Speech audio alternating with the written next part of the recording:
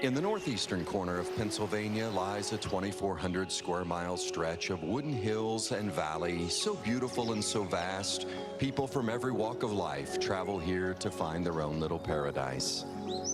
Just 2 hours outside both New York, deeper in the mountains, lies a darker truth. Long Pond is home to an unforgiving triangle. The tricks are abundant at every turn, even if there are only 3 of them. But unlike the Bermuda, the havoc this triangle creates does not disappear. No, it keeps returning, and today it is begging for more. This is Pocono.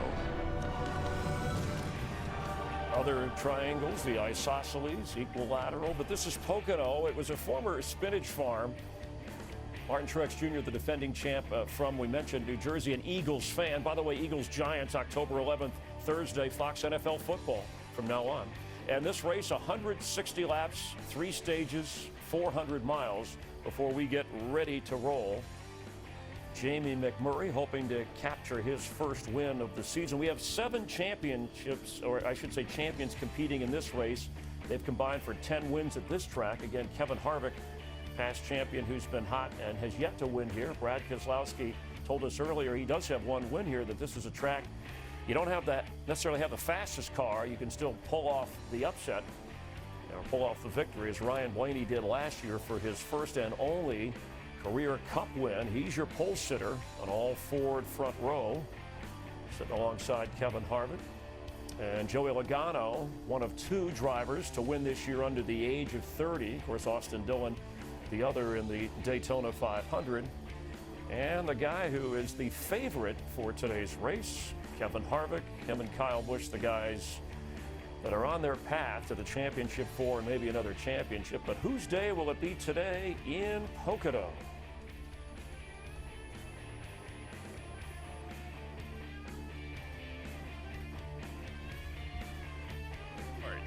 Here to give the command, please welcome our Grand Marshals. Deputy Commandant Aviation, United States Marine Corps, Lieutenant General Stephen Rudder. Commanding General, Army Corps of Engineers, Lieutenant General Todd Semonite.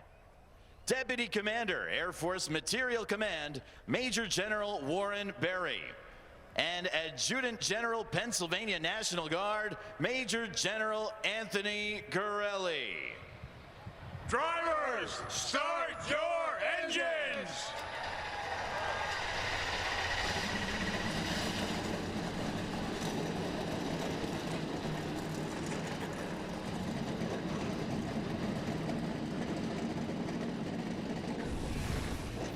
Who can triumph over the tricky triangle? Ryan Blaney got his first win here. Can he get his second in the same place? Martin Truex wants to make a triangle out of the favorites. Currently, it's a twosome. And what Harvick and Busch have done hasn't been done since 1974, when Cale Yarborough and Richard Petty combined for 9 early season wins. Will one of them pull through today? Well, anything's possible because we are in the Pocono zone. In the mid-'60s, a group of Philadelphia investors bought this spinach farm in anticipation of casino gambling, which didn't come.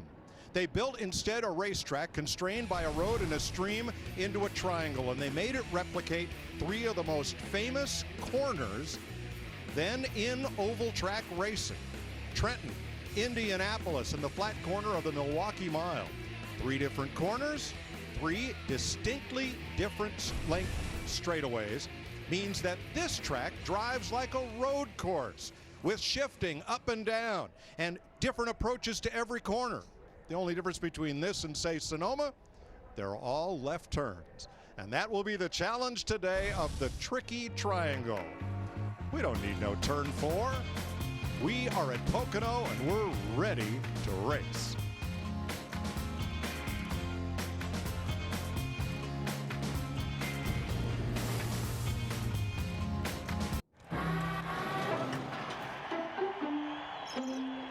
Copy, have a good one down there, guys. Gonna be on my toes. Damn, I'm excited. Be safe, be smart. Go have some fun. All right, boys, here we go. Are you ready? Go hard, all the way, all the way, all the way. I get quiet in my head, they won't stop.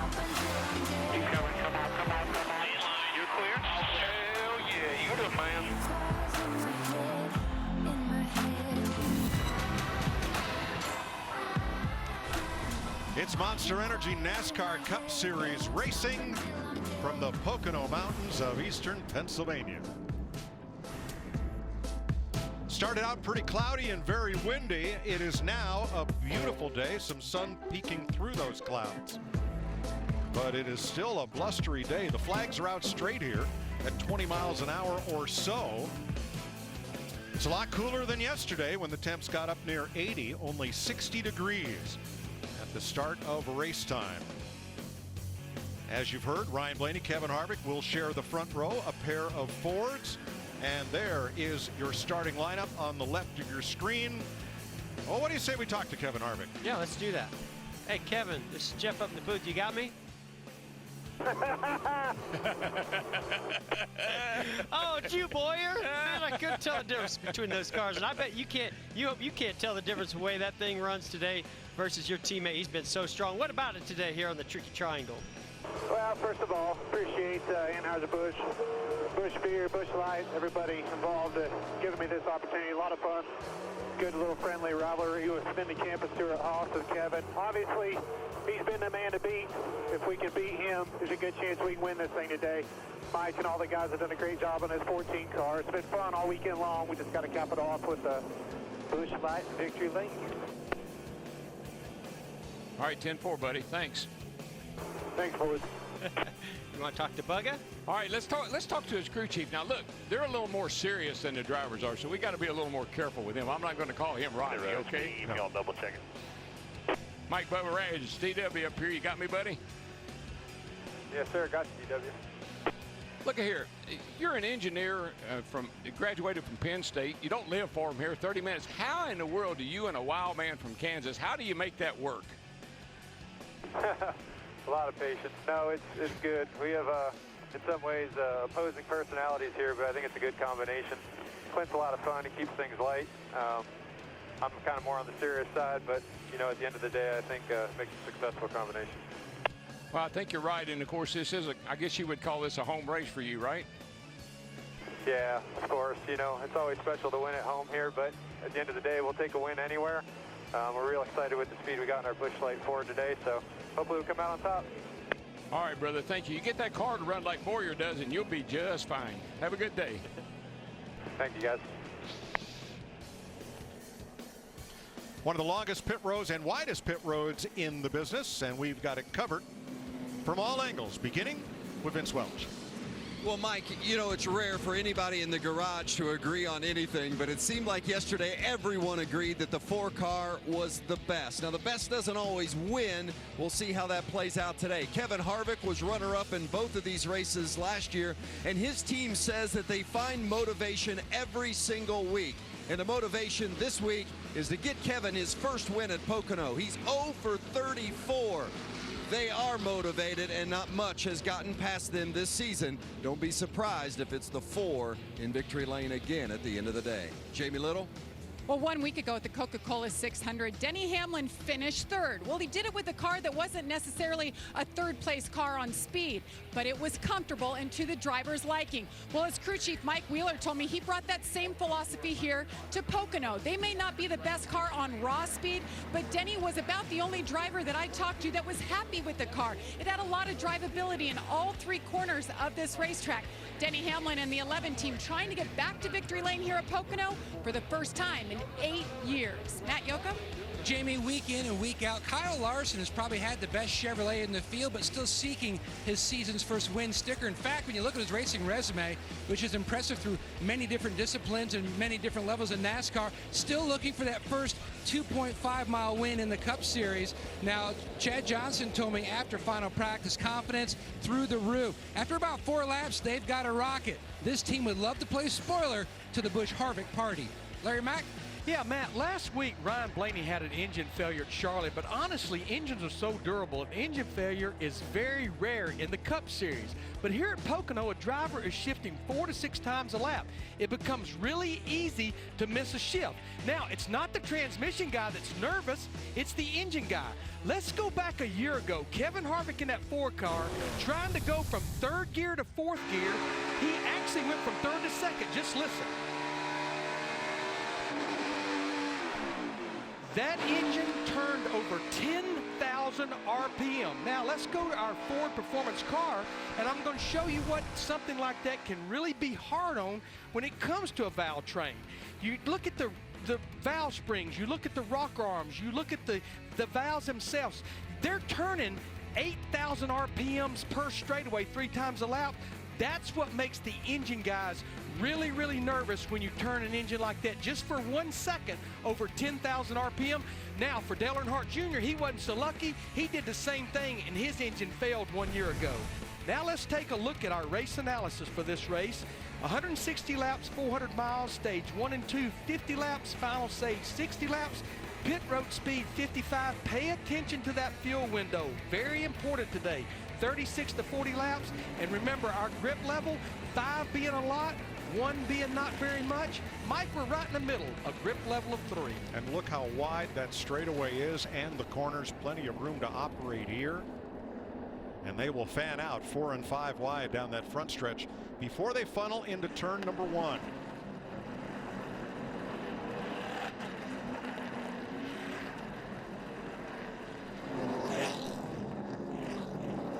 Three different straightaways, 3 different turns, and with 38 drivers in the field, there are likely 38 different approaches. When you come to a flat track, your lift point and the aggression that you carry into the corner is really the biggest adjustment that a driver can make. It seems like momentum really comes into play a lot because it's harder to bolt down power, harder to slow down. A flat track is a lot more finesse. You have to really back the corners up and really be a lot more patient with the throttle and easier on the brake, and just overall have to be patient. I don't really know if you approach a flat track versus a bank track any differently. It's just another racetrack, so I don't know. Maybe other people think more into flat track versus bank track, but I kind of just go out there and drive. Turn 1 banked 14 degrees, turn 2 8 degrees, and turn 3 is nearly flat. What a group of different challenges they will face today. And the new challenge they're going to be facing that they haven't had all week is this wind and temperature change. Track's a lot cooler, but also the wind is blowing completely the opposite direction as it was yesterday. Our pole sitter has elected the outside lane. Keep it up front. We'll see you at the end. Let's get back here. The last few weeks have been pretty rough, but got a great team, great cars. Got to get on a roll here, so no better place to start than today. Good luck down there. Be safe. Yes, thank you. So, Mike, let's watch the flag. Everybody watch the flag. You see the green flag come out? That's the honorary starter. Boogity, boogity, boogity. Let's go racing on the tricky triangle, boys.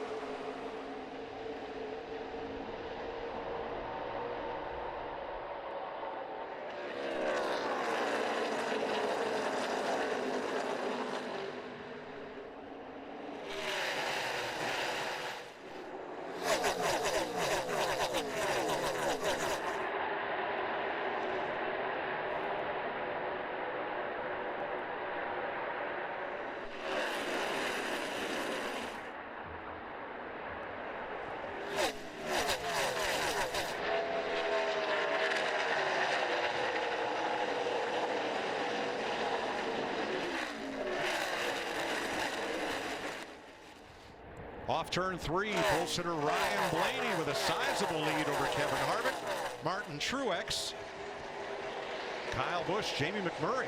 A bit of a small take your breath away moment for Kevin Harvick down into turn 1. I think he thought he had an opportunity to drive in really deep and get ahead of the 12 of Ryan Blaney, but Ryan Blaney fought back on the outside. You saw Kevin Harvick's car get extremely loose. Mike, you know you got a really good race car when you can pull out a lead like Blaney did on that first lap. It means you're a little bit better than everybody else. 2 Toyotas battle for 3rd. And back at 11th, Denny Hamlin being passed by Jimmy Johnson.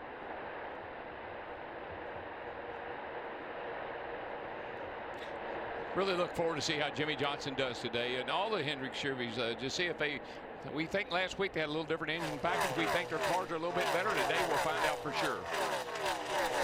Well, there's Hendrick teammate 3 wide in the middle. Remember that 21 car with Menard at the wheel? That's the car that won this race last year. One of the Wood brothers' car could be a factor before the day's over. Yep, Ryan Blaney was at the wheel. He led only the last 10 laps of that race, but he led the most important one.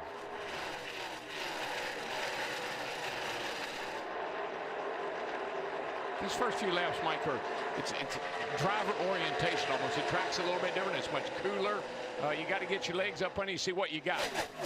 Here comes Harvick with a mirror full of Kyle Busch, closing right up on our leader. Yeah, now Ryan Blaney has a mirror full of both Kyle Busch and Kevin Harvick.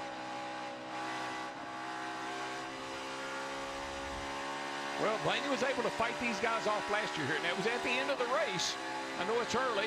I don't know how big a fight he'll put up right here, but still, he knows what it's like to have those guys breathing down his neck.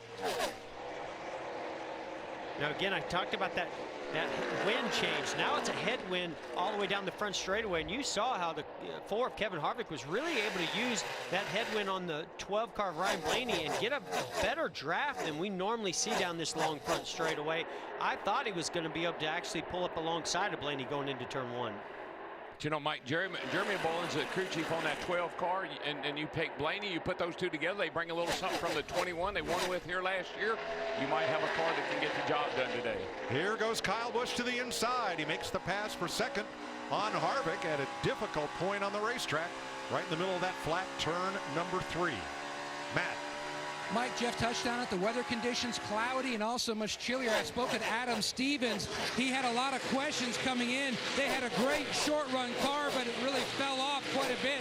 He made a number of changes, but he's going to have to wait till we see 10 or 12 laps in the books to see if that really helped that 18.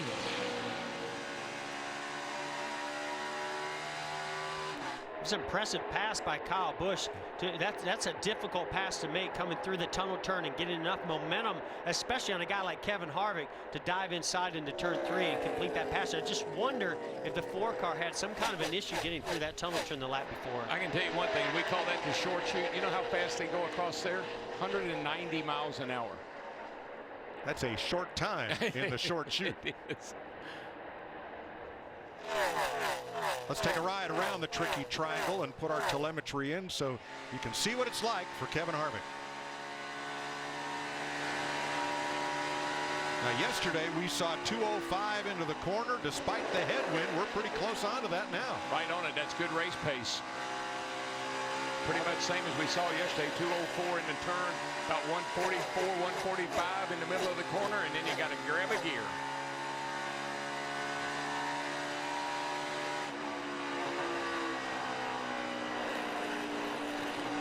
See, Kevin Harvick chose not to downshift through the tunnel turn. I think that may have had something to do with how Kyle Busch was able to get a run on him. Now he goes down to 3rd gear in turn 3. Mike, if you should have decided to shift at each turn, you will shift 900 times today. 6 times a lap. Vince?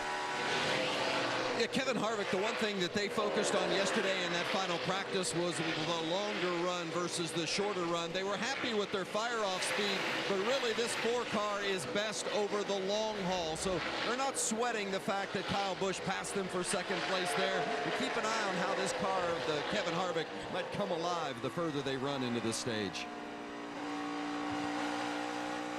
I think that's really been... over the tunnel again, still in 4th gear. And I wonder, Jeff, if you're in a fairly tight group, single file, and you're not going to make a pass or pull up to the bumper of the car ahead, is there still an advantage to shifting there? Well, the advantage of not shifting there is it doesn't upset the car. You don't have to slow the car down as much, and it changes the balance of the car. So I don't know if he just tried to carry a little bit too much speed in that tunnel one time, and that's what lost his momentum. The 18 got by him. There's a battle at the 42 of Larson. Jimmy Johnson. I think Larson's going to be a guy you're going to see moving to the front. He was pretty much the 2nd best car in the averages yesterday in practice.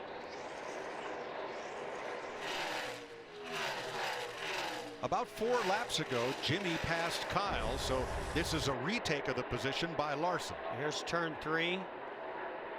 Carries a lot of speed, gets to the rear bumper. Jimmy, you can see Jimmy goes up the racetrack a little bit, maybe a little bit loose this stage of the race. You know what I love, Mike? I love how flat the cars stay. We're on a flat track, but still the cars don't roll over. That left front doesn't rear up in the air. That car stays perfectly flat. We got a battle here for the lead. Well, we might have a battle for second, too. Yeah, Kevin Harvick's almost going to take advantage of Kyle Busch not completing that pass or getting alongside the 12 of Blaney. And that's where the Ford has been so good most every week. The long run, the car just gets a little better all the way through. And to me, this is the battle I've been waiting for all season long. Kyle Busch, Kevin Harvick, and Martin Truex Jr. right there. Well, they got the spoiler kind of running in front right now, the 12 of Blaney, young man. But you know, for his limited years, Ryan Blaney has the coolness of his dad behind the wheel. Oh, did the 18 get the wall there? I don't know. He sure pushed up. I know that. I think this is similar to what happened with Kevin Harvick. He may have gotten really close to the 12, and he almost touched the wall. That gave up that spot a second. I think the same thing just happened with the 18. Boy, I tell you, it looked like he didn't hit it, but he almost did.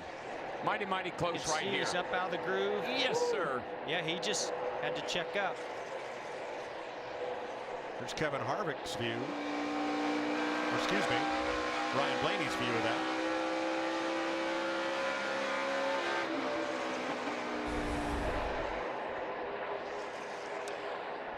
All right, guys, remember, I talked about the fuel window being somewhere around 36 to 40 laps. I think, like yesterday, we're going to see a lot of strategy here in the next lap or two. The window opens to be able to pit for a 4-tire stop, especially if you're in about the top 18. Stay on the lead lap and get that track position.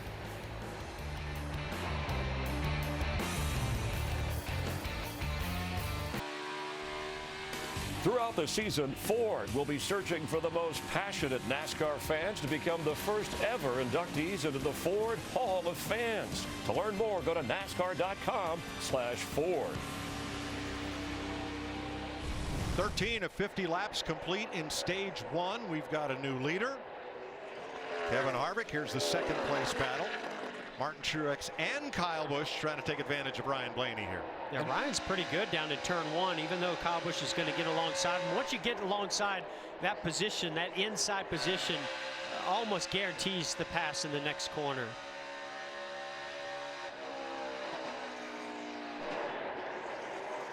A lot of times we talk about what corner is the most important corner here at Pocono, and I'd say turn 3.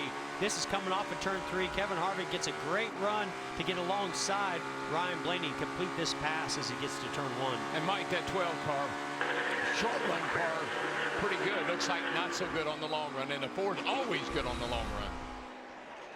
Vince? Well, the 12 of Ryan Blaney, who led those first 11 laps, says the car's just a little too free everywhere, especially in. A little too free in at turns 1, 2, and 3, and a little too tight off. And that certainly hurt his momentum as you've seen him slip from first to fourth. And what you do with a car like that, you're fine as long as you're leading the race, don't complain much. But as soon as somebody gets by you, then you start analyzing what my problems are and what I need to tell the crew chief we need to do to the car. And one other thing to add to that, Darrell, is when you downshift, it upsets the rear of that car. So if you're already loose, it's going to upset it even more. Brad Keselowski's picked up 2 spots since the start. Just made the pass on rookie William Byron, who has a Truck Series win here at Pocono. And for 10th place, Kyle Larson, Chase Elliott. You know what I like about Chase Elliott? You watch. He'll grind it out. He might even run. I don't know if he'll win today, but he'll be in the top 5. They just seem to have a knack for being able to be at the end of the day, having a car that's good enough to get in the top 5. Right now, Larson's teammate Jamie McMurray is the first Chevrolet in the field in 8th place. Jamie? And Jamie McMurray coming off one of his best finishes of the year, 6th at Charlotte. And then he came here and had his best qualifying effort of the year of 3rd. I talked to Matt McCall, his crew chief, this morning, and he said they felt like they really had some good speed in the front end of a run, maybe the first 2 to 3 laps. And then the fall off was too aggressive. They tried to adjust for that, but it's showing up here as he's lost 5 positions, and Denny Hamlin tries to duck to the inside. Hamlin applies the bumper to McMurray, makes himself a little room, and here comes our pole sitter to pit road at lap 17. Very easy to speed in here into the pit. You come off turn 3, running wide open, dive on the pit road. Have to watch that. Vince? No surprise here, crew chief Jeremy Bullins this morning visited with me about the varying strategies that they were looking to employ. He said depending on where they happened to be running, whether it was out front or they had slipped back a couple of positions. Right now, Ryan's chief complaint is he just can't get back to the gas, especially in turn 1 the way he needs to. It's a chassis adjustment, air pressure adjustment as well, and 4 tires for the 12 team of Blaney. Put a little tape on the front as well. So if we stay green, he'll run 33 laps after this stop to complete stage 1. Which is very, very doable, and he will stay on the lead lap because of where he was running behind the leader. And Mike, the temps are cooler today. Throw a little tape on the nose. That's going to help that car turn better. Last year, Blaney pitted on lap 13 of the first stage. Here's his Team Penske teammate, the 22 of Joey Logano, as you watch the 8th place race on the left of your screen. Yeah, you see the 9 go way down to the inside of the racetrack. Wants to break that side draft up, get a better run into the corner. Vince. The 22 of Logano, very impressive this season in their consistency. And crew chief Todd Gordon was telling me before the race, we may not have the best car, but we need to have the most consistent car until we can become the best car. Continue to rack up those points and be that kind of team that they've been throughout the course of the season. And a very solid stop there. There, I guess one benefit of this strategy is here, if you're up among the top 15 cars, you can pit without losing a lap? Well, it's more about seconds. You need to be about within 11 to 12 seconds of the leader to be able to make a 4-tire stop. And Larry, I think to your point, I think their other teammate, the 2-car Keselowski, would like to go on that strategy, but he's 13 to 14 seconds back from the leader. He might go a lap down. Well, it wouldn't be the worst thing. Remember, you know, we come to the end of the stage, get a wave around, so it's not the worst thing, but it's not what you want by any means. Paul Menard pits from, I believe, 19th. The good thing about these drivers pitting right now, should we catch a quick caution, they're going to stay out. So they've gained a bunch of track position by making these stops. Now, these are the kind of strategies you have to play out. You got to see what everyone else does and where you end up when we get to the end of this first stage. And Menard will go a lap down with that stop.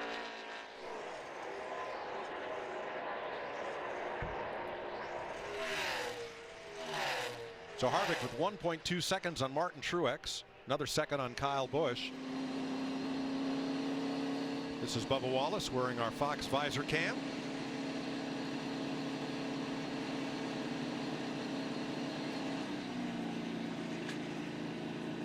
Getting counted into the box.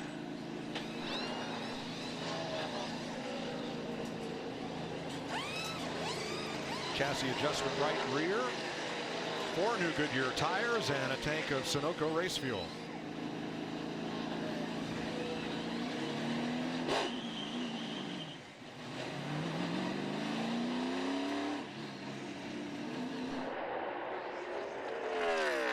Now, last time by for Kevin Harvick, we're going to break down turn 1. Terminal velocity at the end of the straightaway.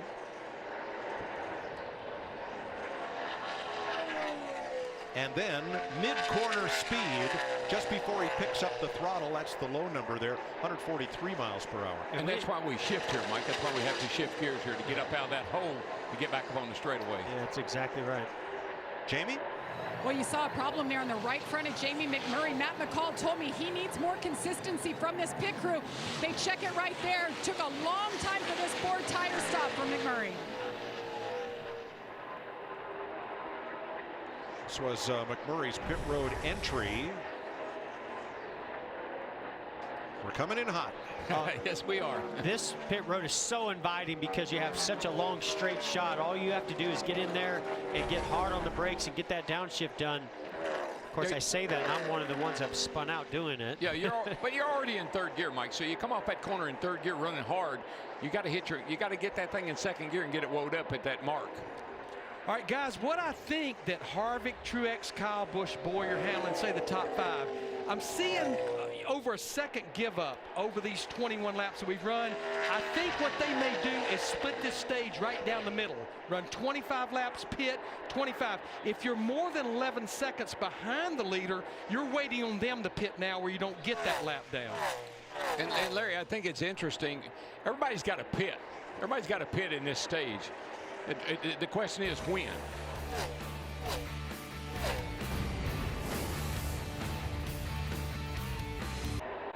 One lap ago, Kyle Busch made a 14-second pit stop. Here are the other two leaders in. They waited just one more lap, as Kyle gets a lap or two benefit of those fresh tires against Harvick and Truex. Vince. Martin Truex was going to pit with Kevin Harvick, and it was a chassis adjustment for the 4 of Harvick, who says, I just lost rear grip everywhere, just in general overall grip, as well as you guys upstairs noted how loose he was. For the 78 of Truex, a 4-tire change, as is with the 4 of Harvick. In and out together. Berger. I was thinking that. I know. So Jimmy Johnson is the new race leader coming to turn 3. Jimmy Johnson's going to lead a lap? For the first time this year? I think that's the first one he's led this year. Well, no, not exactly. Oh, well. How about under green? I was so excited. And so is he.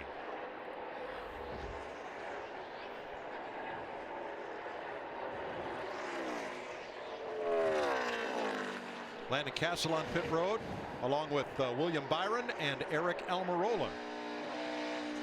This is where things got really interesting. Once those other cars come onto pit road, this is where the real battle is going to be for the lead. We see where the 12 car almost took the lead for a split second. Now those older tires are starting to give up on them, but look who will assume that lead, and that's the 18 of Kyle Busch in front of the 4 Kevin Harvick. Well, he's leading this group, but remember there are 5 drivers who have not yet pitted out in front of them.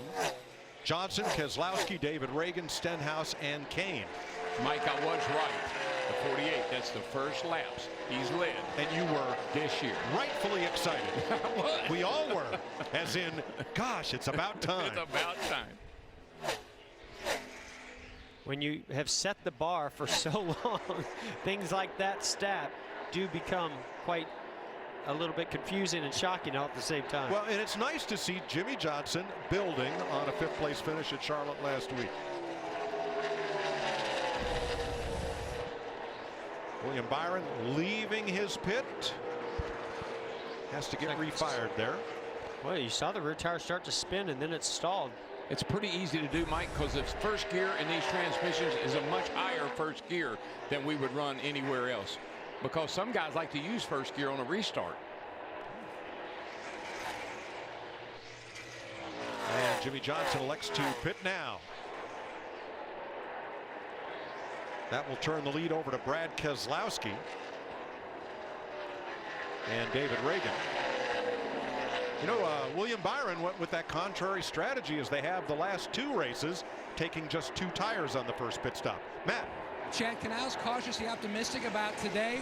Right sides going on. Jimmy was saying that the car too free on entry and a little bit more on exit. In fact, when you saw him battling the 42 of Larson earlier, he was actually shifting and then not shifting in the tunnel. When Larson got by, he did not shift. I just think you use that sort of, I call it passing gear. If you're just riding along or trying to pace yourself, you don't need to shift over the tunnel. But if you're racing somebody, you want to get after them, you might want to use that. Like right here, Kevin Harvick, we saw earlier he was staying in 4th gear. He might choose not to. I will say in 4th gear, the balance is completely different of your race car. When you downshift and step on the throttle, it makes the nose want to lift up and kind of takes a little weight off those front tires. I've seen where being in 4th gear, even though you lose some RPM, you seem to be able to carry a little more speed through that corner. And Jeff, I don't know about you, but I just didn't want to let go of the steering wheel. I loved it when they told me that might happen. Hang on to that, baby.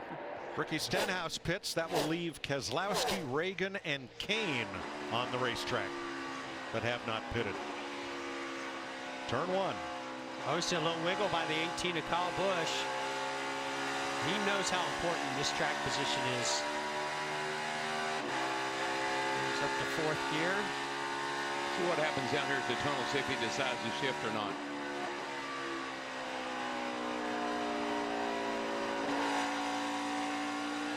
I don't believe he did. No, I don't think he did. No. And didn't give up much, but boy, that exit of the tunnel turn when you get out close to that, well, I mean, you're committed. You just have to ride that thing out up off that corner, I'll bet. Well, and as a driver, that's what you have to do, is find that perfect place to just go wide open where you're just going to carry the tires right to the wall. David Reagan will pit and give up 5th place, leaving just Brad Keselowski and Casey Kane on the racetrack.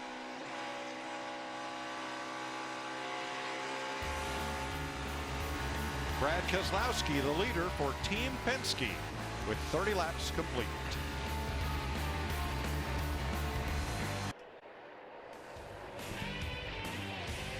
Kevin Harvick just drew a bead on Kyle Busch coming off turn number 3.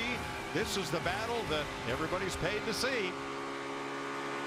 Well, right now you can put a notch in Kevin Harvick's belt. I think he had a big smile on his face when he made that pass. I think that's a combination of, I don't think Kyle Busch is as good as Kevin is, and Kevin's really good in turn 3 to make that pass.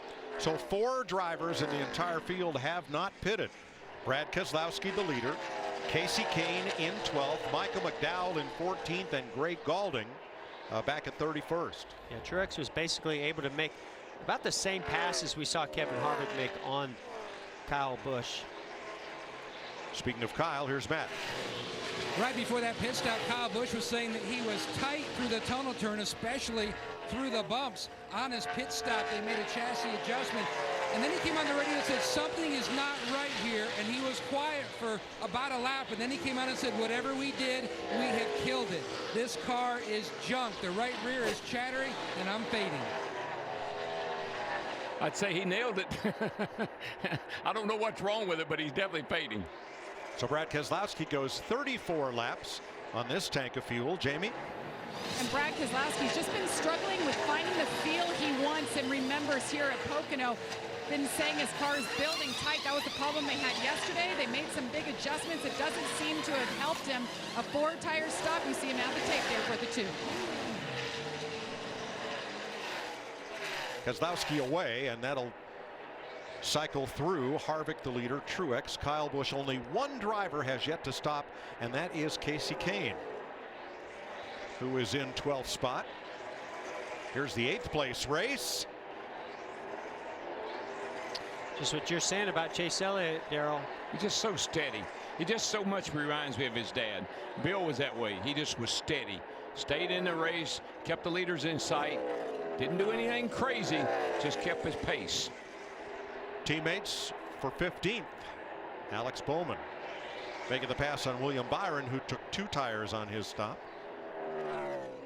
And didn't Jimmy Johnson also take 2? Jimmy Johnson only took 2. You know, Mike, somebody asked me about momentum from Charlotte. I said, no, I don't know about momentum, but I do know about confidence. And when you run good at the week before and you come to the next race, you've got a lot of confidence. That's what I see with Jimmy Johnson particularly, and even his teammates are running a little better today. Well, Jimmy tops this list because of his 2-tire change. The green flag sequence from turn 3 around to the Long Pond straightaway, including the pit stop. But the one that really stands out is Kyle Busch. Look how good of a job he did. He took 4 tires versus Kevin Harvick's 4 tires, and he's over a second faster through that cycle in that green flag pit stop. They had a 14.1 second stop, and remember, at Charlotte, their pit stops were perfect all night long.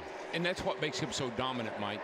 It's not just him. It's not just a car. It's the sum of all the parts. I say that a lot, but it truly is. You put it all together and you have a dominant car with a dominant driver. I'll tell you, the sum of all the parts, that's 78 right now. They have all the parts that they need. He is catching that 4 car, Kevin Harvick. Definitely.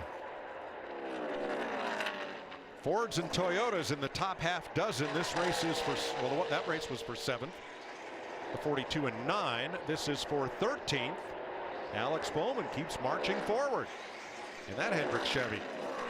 He showed a lot of speed in practice. That car's won here. Dale Jr. and Greg Ives combination. Chase Elliott's showing some really nice speed. Good adjustments by Alan Gustafson and that 9 team on that pit stop. 15th place, Eric Jones, last year's Rookie of the Year, and this year's rookie hopeful, Byron. Byron and Jones. Sounds like a law firm. Hey, there's something we haven't seen in a long time here at Pocono, the crossover move. By the way, Casey Kane finally did make his pit stop. He was the last one to come in at lap 37 one lap ago. Now, Brad Keselowski was 10th prior to the pit stop cycle. He just took over 15th place. So staying out that much longer than the other leaders cost him seconds every lap and has ended up costing him, Larry, 6 positions, it looks like. Well, they were trying to accomplish 2 things. Paul Wolf told me this morning, we don't have one of the best cars. I'm not going to do what the leader. What they were banking on by staying out that long is hopefully catching a caution before they pitted. They drag everybody to pit road. But what I'm seeing right now with his lap times, he possibly might get close to the top 10 with 11 laps to go in this stage, because he is quite a bit faster than everybody in front of him. Meanwhile, Martin Truex is closing on the leader. Kevin Harvick's been out front for 19 laps, more than anyone else has led so far. 11 laps to go in stage 1. We'll take you Fox side by side. The leader has company, Kevin Harvick, as Martin Truex in his wake as they lap past Chris Buescher in the 37. Whoa. Boy, that was a bit pushy loose right there with the 78 as he went by Buescher. Who, by the way, Buescher has a win here. Vince? Well, the 78 of Martin Truex Jr., this was a very confident team at the end of practice yesterday. Martin was very pleased with their car. Not surprised to see them running up front and challenging Kevin Harvick. And right now, 78 a little better on entry than Harvick. And Kevin's team just told him that Harvick's a little better on exit. So one's gaining on entry, one's gaining on exit. And we'll see if one can gain a little more than the other and maybe make a lead swap.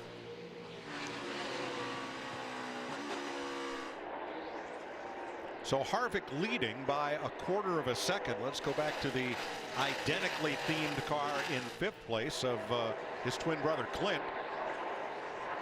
And Matt.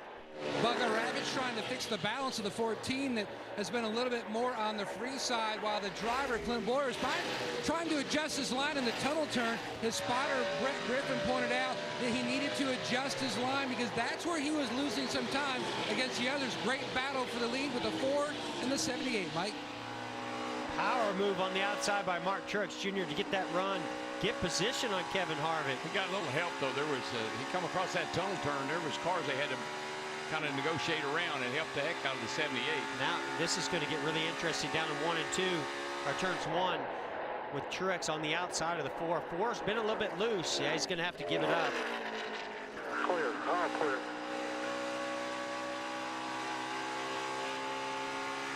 What a run Martin got to set up that pass. Here's a look at it. He was really in the right place at the right time. You're going to see this slow car here. I think that's the, what is that? 99. He kind of separated them a little bit, and then that just allowed 78 to have a big run. 99, by the way, is Derek Cope. Derek Cope. Yeah, and that was just so perfectly executed. I think the 78 of Mark Truex Jr., he saw that lap traffic coming up, and he just planned it perfectly. Checked up a little early, got back to the throttle really nice and early, carried a lot of speed off there, and he just had such a run. And here, somebody's got to give. What I've seen is when cars are on your outside down in turn 1, it really loosens you up. We've seen that already here, or a lot of tracks in the past, but we saw even at the beginning when they dropped the green, the 4, Kevin Harvick getting really loose down in turn 1. Yeah, you just don't want to go on the, you don't want somebody on your outside that's going to suck you around. You're either going to get in them or you're going to lose a lot of time. And then you see Ricky Stenhouse, who just went a lap down after a spin in practice yesterday. Kyle Busch, Boyer, and Blaney 3, 4, 5. And Denny Hamlin, Chase Elliott coming into the picture. Denny Hamlin there, you know, he's running in the 6th place.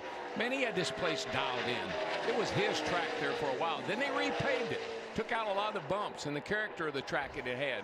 And he's had trouble getting a hold of this new track. He won here as a rookie. I mean, this is one of the most challenging, difficult racetracks to learn, and he did it as a rookie.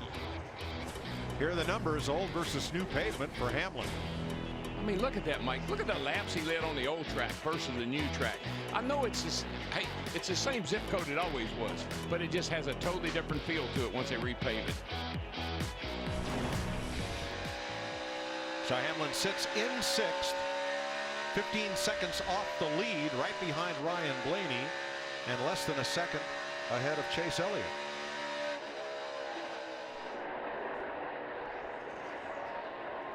Matt Kenseth up to the outside of Kevin Harvick now. Like his teammate Stenhouse, he's gone 1 lap down to the leader. Running in 25th. I think Matt is still evaluating, still trying to figure out what they need to do to those cars. Here's a nice battle for 5th place. Hamlin and Blaney. And remember, Blaney was one of the first to come on pit road and put tires on, so he's dealing with a little bit older tires than the 11 of Denny Hamlin, and Chase Elliott was coming up behind. Jamie? It's been pretty difficult for Denny Hamlin to compare himself to his teammate Kyle Busch after finishing 3rd last week.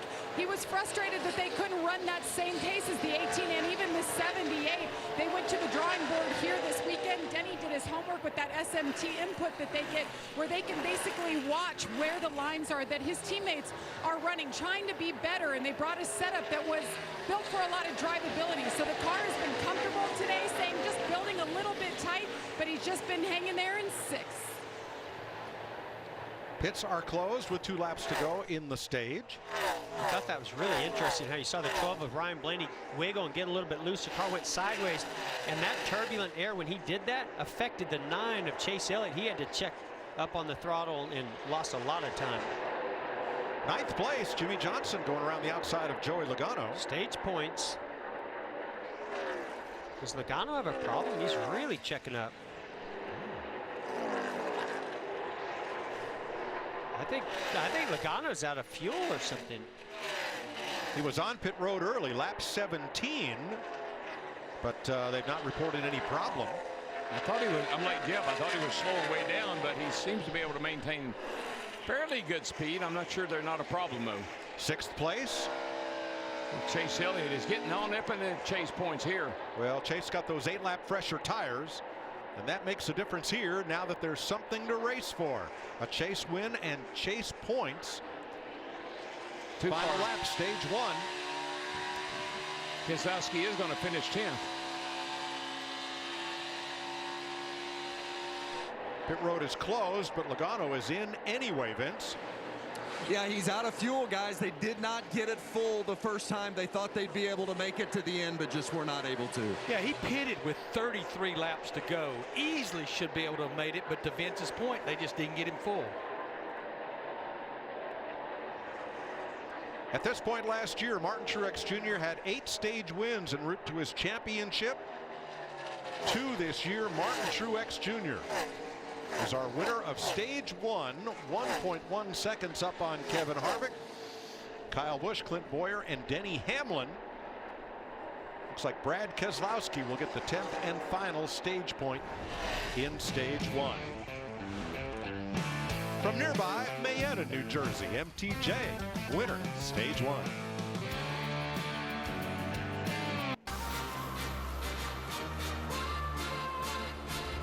Welcome back to Monster Energy NASCAR Cup Series racing from Pocono.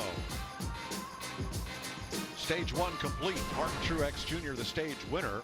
Watch the fueler on the scheduled stop at lap 17 here. It just seems struggle back there, Mike. You just can't get that gas can in there. Yeah, there's no flow going, fuel going into that car. There's more in there, isn't it, car? So Vince, I guess there's more to the story of just not being able to get that can plugged in. Well, they made a crew change this week, and a substitute or a new gas man, Ray Gallahan, came in and took over that position this week. Todd Gordon told me before the race they really feel like Gallahan is a leader. He's been around the Penske organization for a long time, and even though it's a new role, and Todd told me, he said, we might take some bumps today, but we're going to be okay with it because we feel like he's that big of an addition to our team. All right, guys, he's 1 lap down, so you would think, okay, why don't they take the wave around. I just talked to NASCAR. Because he is a penalty car right now, in pitting when pit road was closed, he cannot take the wave around, so he's still going to be a lap down, starting at the tail end of the longest line when we go back racing. Man, he's trapped. For now. For now. Yes. Pit should be open this time. And we expect everybody in. If there might be an exception, well, Casey Kane didn't pit till lap 37 with 13 to go. But this will be just lead lap cars only coming in this time. Jamie. Denny Hamlin's 11 pit crew, they were the fastest all night at the Coke 600. They want to keep that up here. Denny's saying he wants to be a little bit better in turn 1. They have the wrench in hand. They will make a wedge adjustment and a 4-tire stop here. That week in, week out, the 18 has been the best pit crew on pit road. 13 seconds and change on the first stop. TJ Ford, the only returning member from a year ago, you can see the chassis adjustment already completed. He says when the car would get into yaw, he put too much wheel in it, it would just want to step up. Vince? The 78 of Martin Truex Jr., no changes for Truex. As for the 4 of Kevin Harvick, he says it's just too loose. He can't get into the gas the way the others can. 4-tire change and going back on the adjustments from last stop. And the 78 of Truex, long stop for Martin. A lot of troubles on the left rear, and again, it is getting that tire out from under the fender to remove it and make the change. That was the issue. We've seen the 78 of Martin Truex Jr. struggle getting that left rear tire. It's so tight inside that fender well. He couldn't even get the left rear back on. Let's dial him up. I'll put that on the jack man. Jack car just wasn't high enough. Hey, Martin, this is Jeff up in the booth. You got me? Yeah, we got you, Jeff. Well, man, I know after you won that race at Auto Club, we were talking about what if you and the 4-car got to go battle. Well, buddy, you were battling them, and you were unbelievable out there. How's it feeling? I know you had a rough pit stop, but otherwise, man, it looks like that thing is really fast. Yeah, for sure. It was fun, racing up front there with Kyle and Kevin, and these guys just did a really good job last night on the car, making the right adjustments for the weather and everything. So, feel good about it. A long way to go here. It's obviously not the best position to be in, but we'll do the best we can with it. Got a great race car, got to keep it one piece, and hopefully we can get some spots here in the restart, and then maybe place a strategy to get back up there. All right, well, thanks a lot. Look forward to watching you the rest of the way. Yeah, thanks, guys. Martin Truex Jr. wins stage 1, but he restarts 14th. Let's go in the pit with RCR, sponsored by eBay Motors.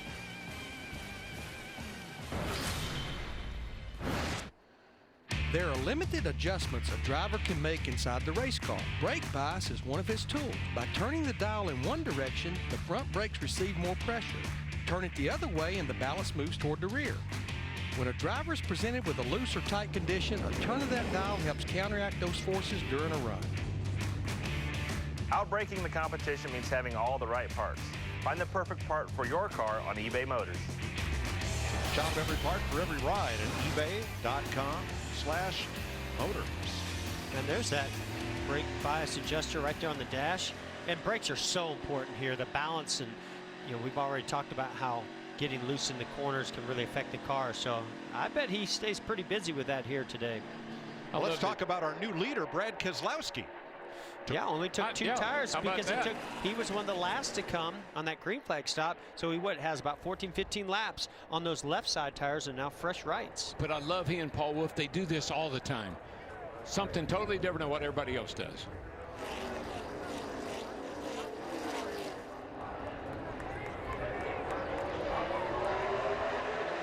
Back under green. Stage 2. We saw where Brad Keselowski got a nice jump, but Ryan Blaney gave good little shove to the 4-car of Kevin Harvick to get the lead. I think you might have to take 8 tires to beat that 4-car right now. When he gets it dialed in, that thing goes somewhere. So good up off the corner, accelerates. See Clint Boyer drafted with the 18 and Kyle Busch trying to get ahead of the 12 of Ryan Blaney to this tunnel turn. And he does it. Kurt Busch had to come in a second time. That's why he's restarted back in 25th. With all the wave arounds, we have 30 cars on the lead lap. I'll tell you, that little 9 car right there underneath the 42 of Larson, that little 9 car is looking racy today, guys. Yeah, as good as Larson was in practice yesterday, I really expected him to drive up through there a little bit faster than he did. He kind of stalled out. He looks like he has a really good car in the short run, so he's putting pressure on Ryan Blaney. Well, those are the lead Chevrolets in the race right now. 42 Larson, 9 Elliott, and 1 McMurray, 6th, 7th, and 8th.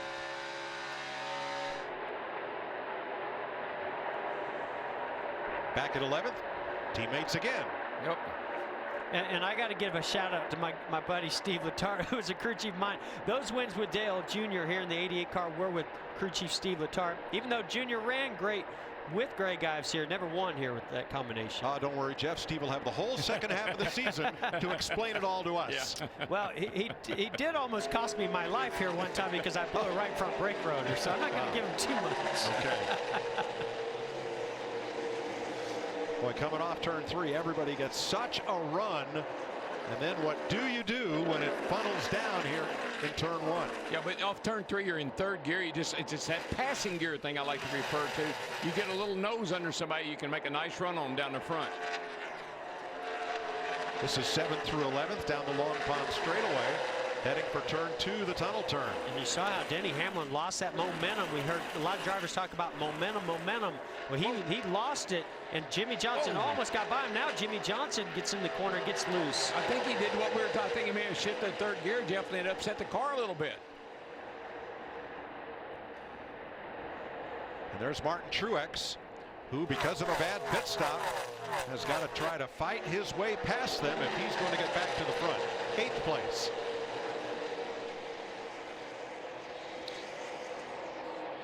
See if Denny can't. No, Denny checks up early. He's going to try to get position on the exit for Chase Elliott. I think Chase gave a little room there. It's picked off the corner for sure. It is an uncomfortable feeling driving into that corner, 204. Do a downshift and know that car might be on your outside. Nice job setting up that pass by Denny Hamlin. He backed out early going into 1, got a run off of 2, got side by side with Chase Elliott, and then completed the pass into the tunnel. Now look at the Chevys, the Ganassi cars 6th and 7th, 9th through 12th, the Hendrick cars all in a row. I just like to continue to think, today will prove us out. The Chevys have made some improvements. They have made some gains. But he was talking about going into turn 1 down here at 204, 205. What do? I pat that brake pedal all the way down the front straightaway to be sure it's there when I need it. We listened in on Martin Truex. Keep walking me. They're going to see something happen. 10-4. I'm with you. Clayton Hughes, psychologist. He is Martin Truex's spotter. And of course, his job is to keep Martin out of trouble, let him know what's happening on the racetrack, and be his #1 cheerleader. You know what I tell people all the time? If you want to know what your driver is really like, get yourself a scanner, because that's the guy that you're pulling for. Keselowski's been doing a nice job holding on to that 2nd place with those older tires and the right side tires on that last stop. But now we're starting to see Kyle Busch make his way up there, and there comes Boyer coming along too.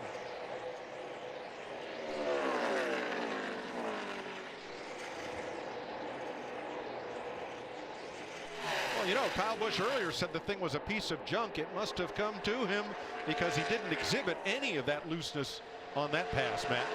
That junkyard car is certainly making some hay here up to the 2nd position. Now, we were talking about how the car would just jump out into yaw, and they made an air pressure change. They reversed what they did the earlier stop, and also a chassis adjustment. The car that's trying to fill his mirror, the 14 of Boyer, they're telling him, just be patient. Your car's coming on. Boy, you look at that. Now, the 4 car is picked. You know what? I think that's off the 14 car. He said, here, you carry it a while.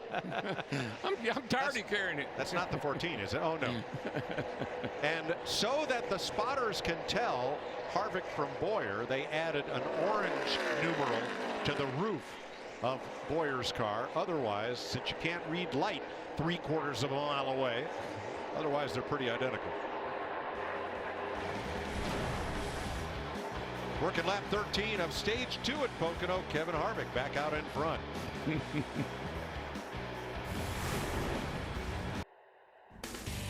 Chevy, the most awarded and fastest growing brand the last 4 years overall.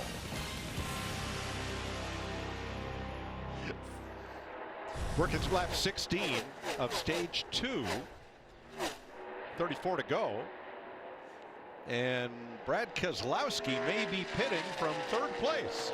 Well, the window is open right now. Remember, it was the Penske cars other than Keselowski that pitted in the early part of that stage 1.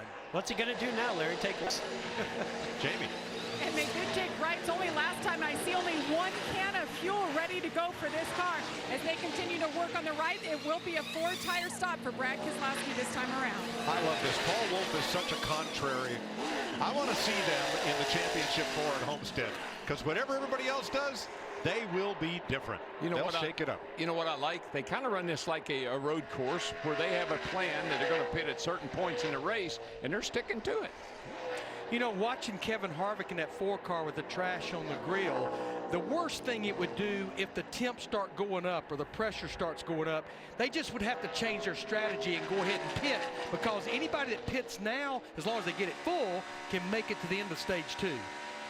Well, I don't see any, I think it's his car. I don't see any lights flashing, and there's no panic. He looks like he's pretty happy to me. Well, he does have one other option, and that is if he begins to catch cars. He could pull up behind a lapped car, and that vacuum, that pressure differential, might be able to get that piece of trash off the grill. 8th place, Jimmy Johnson. Martin Truex, who had that bad pit stop, working his way back to the front methodically. Yep. He's just got to be patient. He has a very good race car, and one that could possibly win this race. If they can get that left rear tire on and off, they've had a lot of trouble with that this year on pit stops. If they can get that figured out, he'll work his way back up there and battle with Kevin Harvick and our leaders. It ain't that hard to figure out. Just jack it up a little higher. Come on, man. Daniel Suarez had a loose wheel and made a pit stop to change a 4, but he was able to do it within the window. So now his bet is made. He'll run the rest of this stage 2 out. Suarez back on track. 4th place here.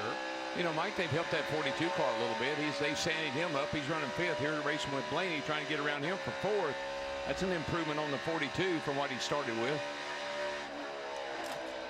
What do you think, Michael? I tell you what, guys, that kid in the 42 definitely has energy. We know he likes to go race his sprint car. Yesterday we played a little golf after the Xfinity race, and then we went go-kart racing. And Daryl, you know how he likes to run the high side? I heard a clanking noise while I was driving my go-kart. It was Larson. He was riding the rail, grinding along. Now, the word on the street, Michael went go-kart wrecking. Michael, did you really dump Denny Hamlin last night? 8 tires are better than 4 is what I heard. Well, I had to push Denny out of the way. I didn't want to finish last to him, so I pushed Denny out of the way. And he said that I cost him a chance to win. And I said, well, if I couldn't win, I didn't really care who did. Yeah. You know what I like? You know what I liked about that? I had to do it. A little bump and run by Jimmy Johnson to Jamie McMurray. I think we're starting to see the real Jimmy Johnson. He's starting to be a little more aggressive. Coming out of last week with a nice top 5. Oh, he got real loose there, clipped that apron. We saw that with Ricky Stenhouse Jr. Look at William Byron on the outside. Going to try to go to the outside of the 11. It's a heck of a battle right here, man. 300 cars after that 11. Well, Jimmy's really loose here. Here comes Stenhouse in the picture. This is fun right here. This is a lot of guys racing hard right here. Now remember, Ricky Stenhouse still 1 lap down in the 17. We mentioned Daniel Suarez, who had to make an early stop. He is in the free pass position, Suarez in 24th. But this is a swarm right here, man. I mean, they're all over each other, tight racing. Whoa. We saw where Jimmy Johnson drove into the tunnel turn the last time by, and he just got his left front tire up on that inner apron and really unloaded the car, took it sideways, and Denny Hamlin was right there ready to pounce when that happened. Yesterday we saw the 17 to Stenhouse when he put his left sides on that little bit apron. He spun right out in practice. I might have said Stenhouse is still a lap down. That's not true. He got back on the lead lap, but But he's already made his pit stop in this second stage, so he's again gone one down because of the stop. Right? He had to pit because he took the wave around. He didn't stop under that caution for stage 1 in. I just like he and Brian Patty, their strategy in the race has really helped them a lot in the last several weeks.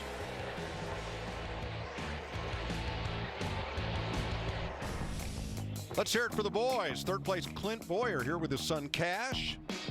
There's Brexton Bush atop the shoulders of his dad Kyle running in second. Keelan Harvick walking his dad Kevin, our race leader. To driver introductions, you know what would make a nice Father's Day present in 2 weeks? A trophy. Yeah, baby. Like trophies, checks.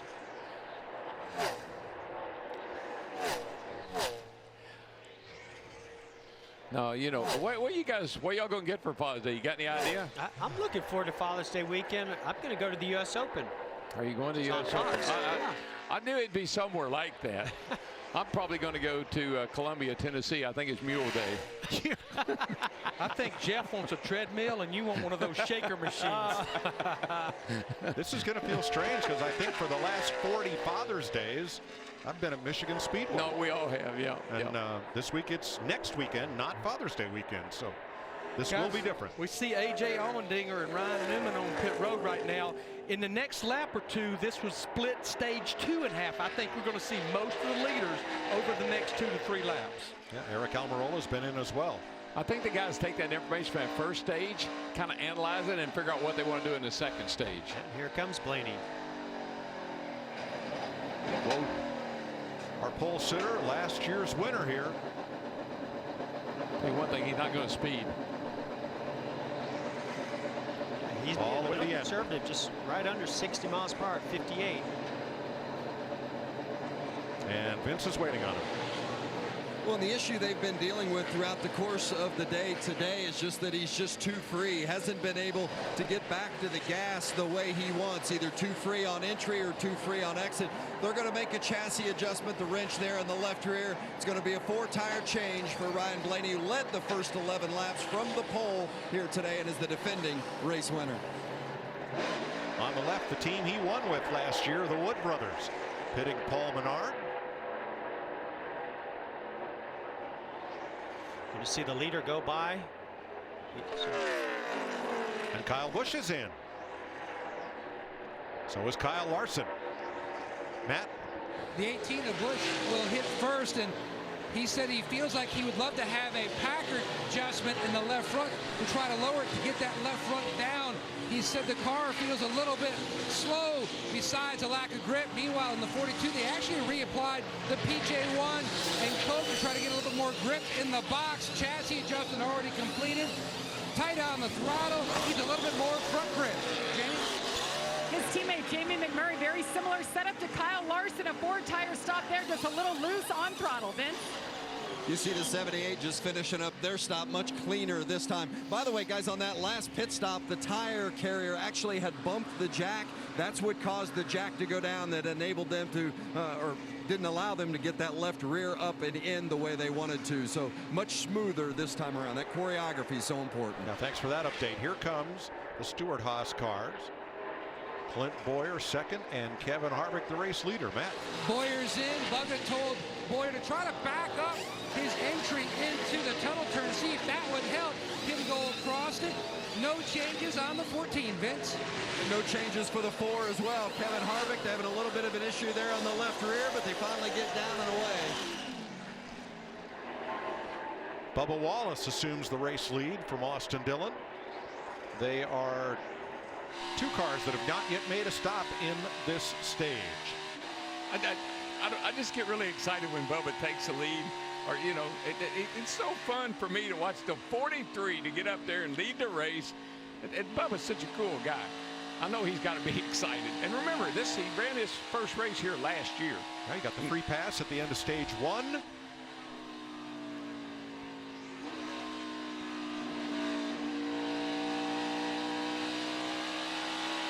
Such a cool shot to be on board this visor camera with all these drivers.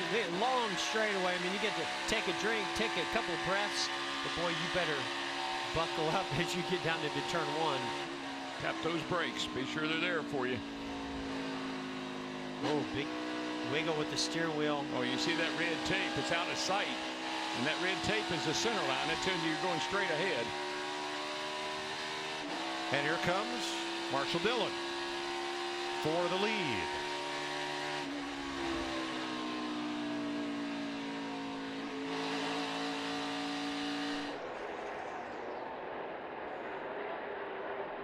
Now Kevin Harvick just moved up into third, passing Brad Keselowski, who was the first driver when the window opened for pit stops to come to the pit lane.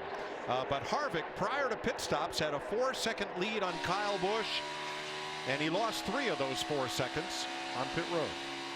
I tell you, Kyle Busch is so good at getting on pit road. The crew does an amazing job in the stall, in their box, and then he is great at getting out. I mean, his in and out is better than most anybody's.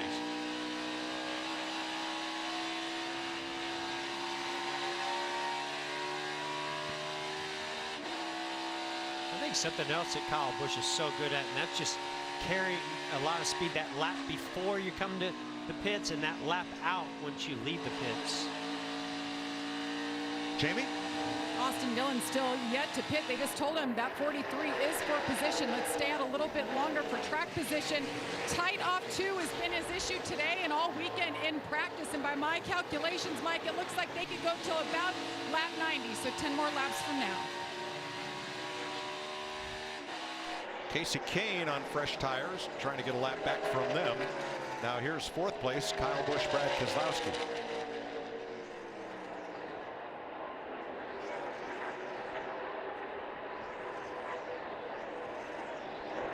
Harvick and Busch 3 and 5 seconds back of race leaders Bubba Wallace and Austin Dillon.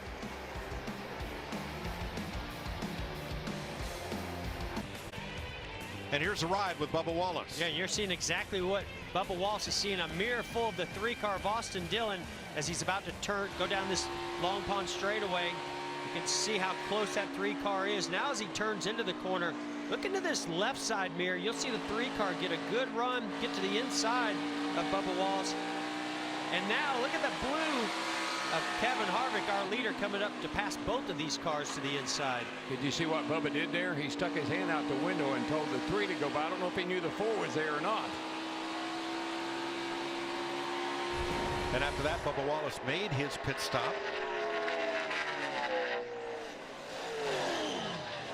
But led 4 laps before he came in at lap 85.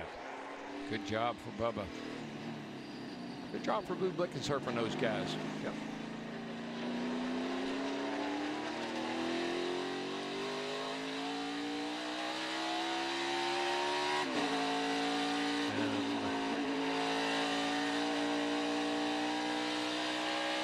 Wallace back up to speed.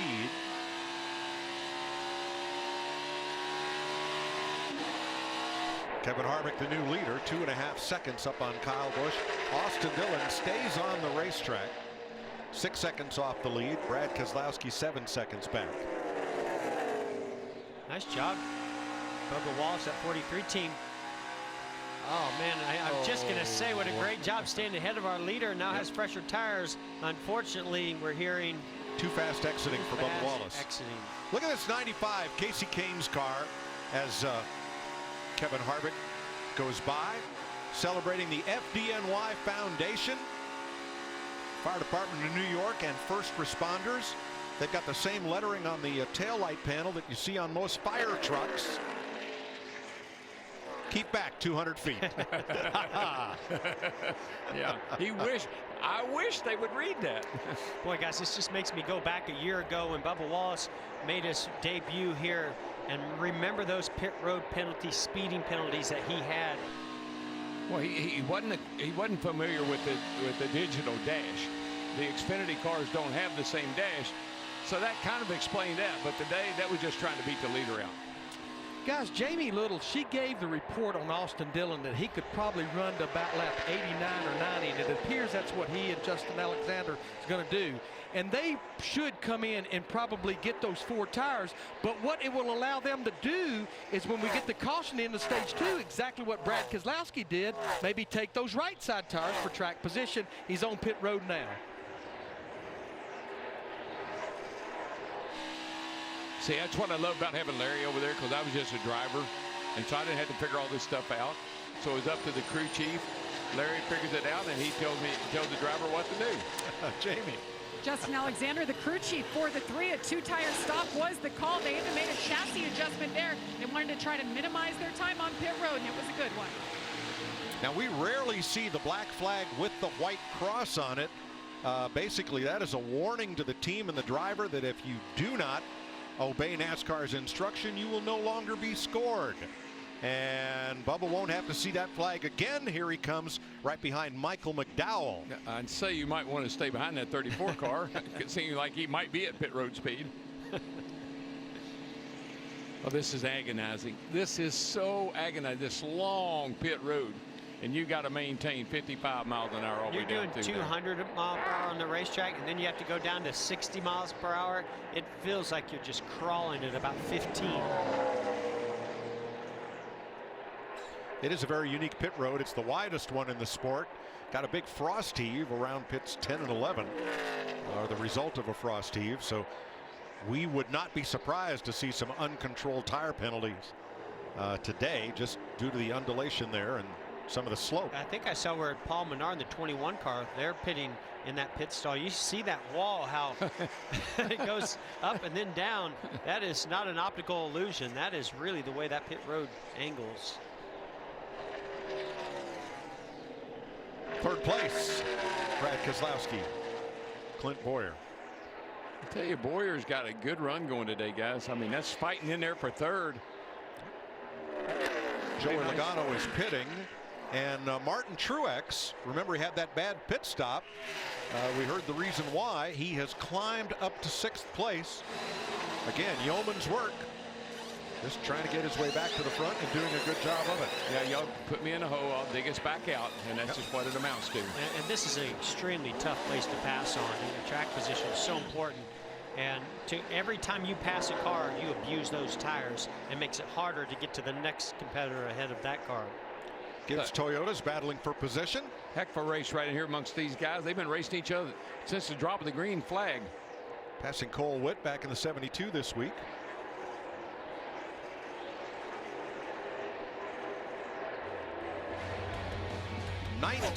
Nine to go rather in stage 2 at Pocono, side by side.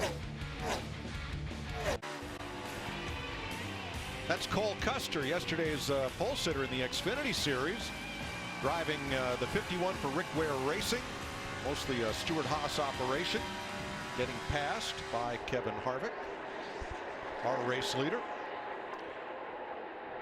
You saw a double box, that great battle, 4 cars, and Kyle Larson and Martin Truex almost have a close encounter right here. Yeah, you see Larson turn in real late. He knows he's going to try to make this move. That gets Truex really loose. And I think Martin Truex appreciated that move. Crossover move. You don't see that very often, but it sure did work there for an instant. Vince?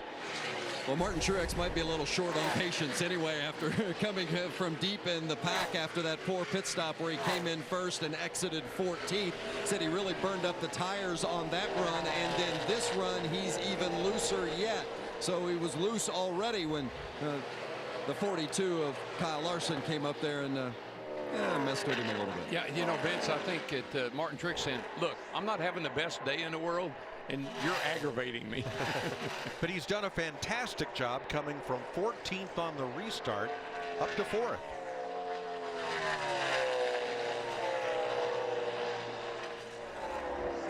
Slow car in the short chute between the tunnel turn and turn 3. It's a 7 car. I'm not sure what happened, but the car went way up the track in the tunnel turn over there, but he's limping on back to the pits. Yeah, J.J. Yaley.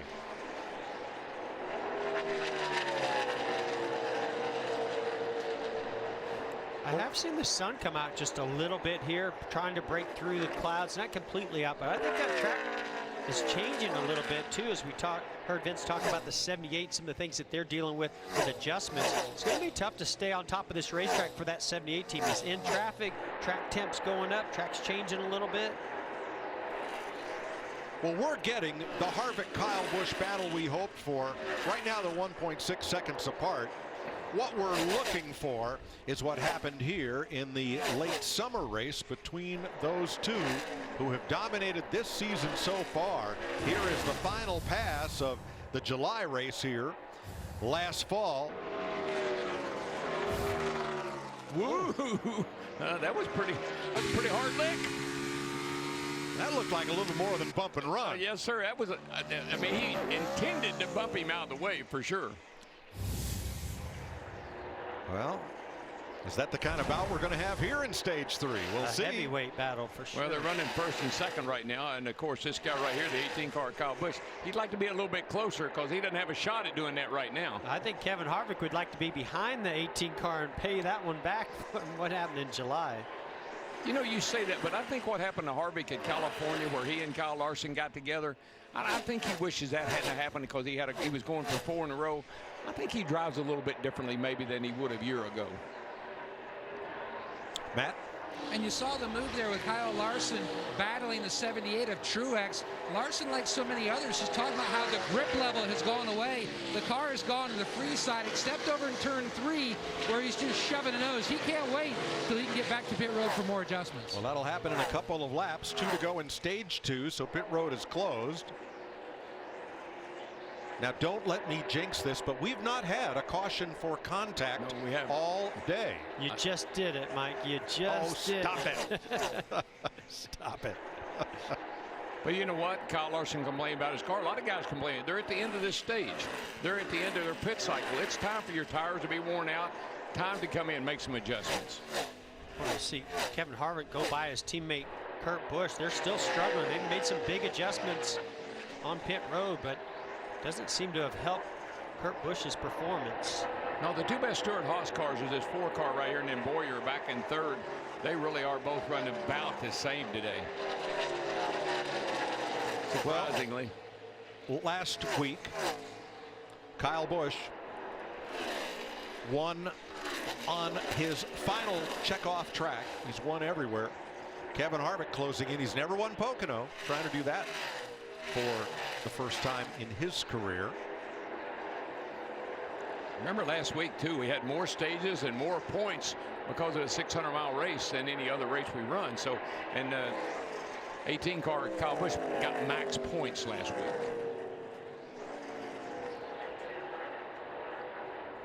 You only get 1 chance a year to win 4 stages, or win 3 stages and the race, and he did it at Charlotte.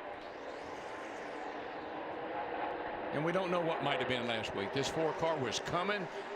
He may have been able to get up there and give Kyle Busch some competition, but we'll never know. Kevin Harvick wins stage 2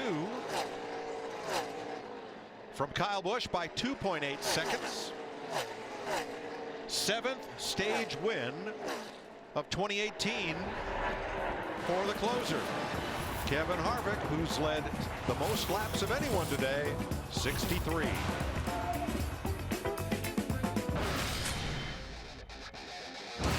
Monster Energy brought the action to Pocono. Their BMX stunt team hit the pavement with their entire bag of tricks. Having fun for the race fans here on a cool spring day in the Pocono Mountains.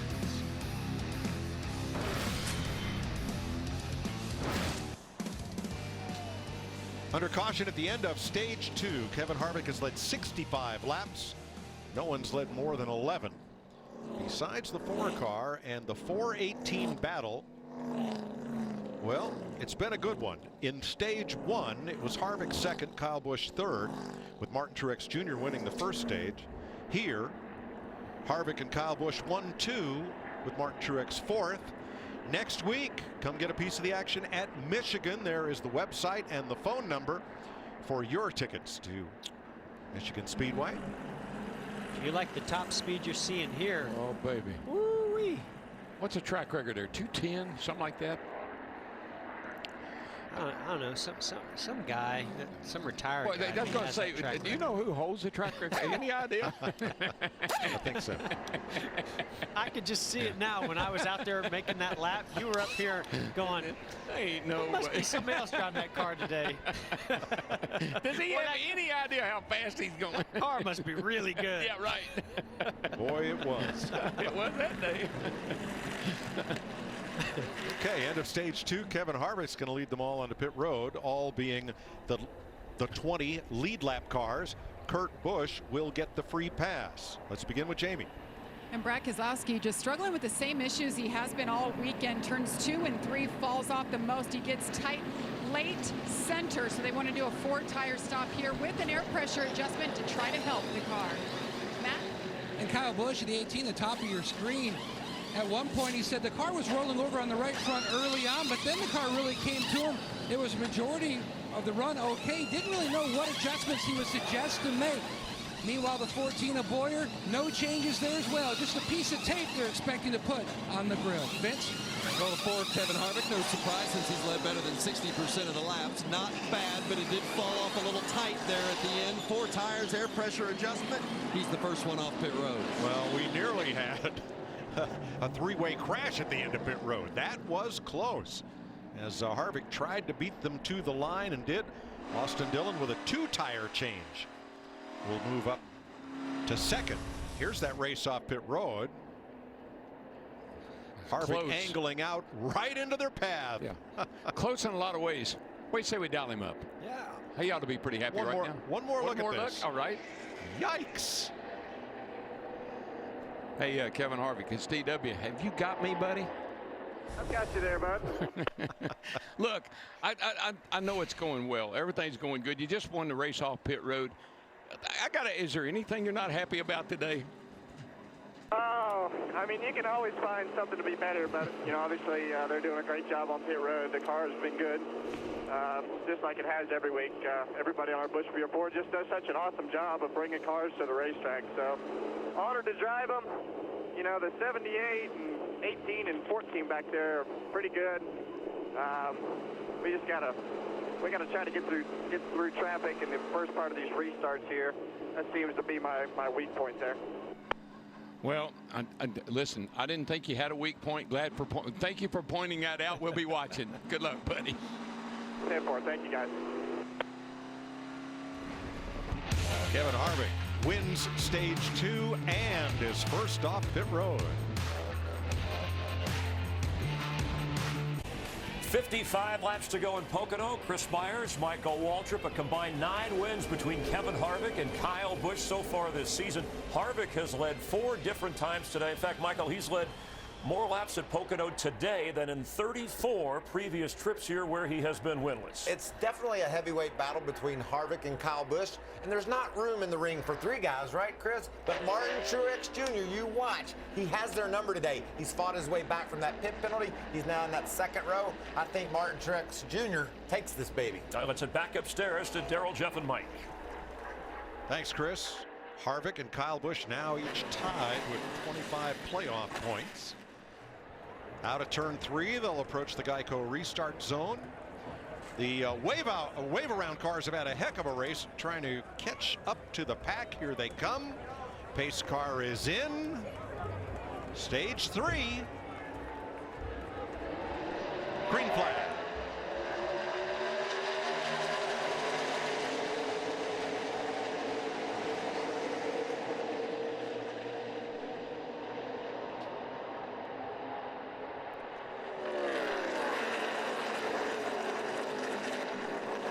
All the 3 slid up in front of Mark Truex Jr. Going to block that momentum run he had. I think it's going. That 78 car is pretty fast right now. He gets back up there to the front. Oh, look at Larson trying to take him 3 wide. And he's going to do it. Wow. I love Larson. He never gives up. He's tenacious. Reminds me of Cale Yarborough in so many ways. Well, that was a hold your breath move, because one place I would not want to be 3 wide here is entering that tunnel turn. It didn't bother Kyle Larson a bit. Nope, it didn't. I think it shocked Martin Truex Jr. I don't think he saw that coming at all. Yeah, I don't think Truex wanted his 4 car to get away like this. He would like to have stayed in contact with him if he could have. Ooh, teammates trying to push one another. About turn to 88 of Bowman. Johnson, Bowman, Dillon, 3 wide heading for turn 1. Bowman and I believe Elliott may have made contact. Yeah, Chase was just trying to give him a little nudge to get him by that 3 car, and it about turned him sideways. Look at those. That's a pack right there, baby. Now Ricky Stenhouse made a pit stop on the green after taking the wave around, that'll get him a pass-through penalty.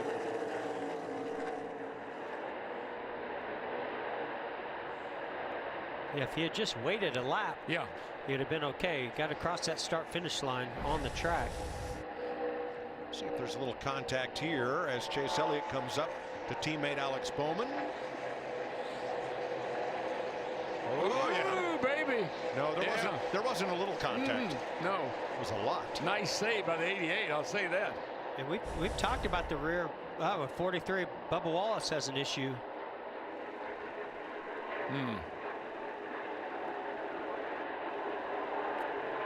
Well, I don't think he's going to make it back. Shoot, trying to make it back to pit road. If he's not under power, I don't see how he's going to make it back.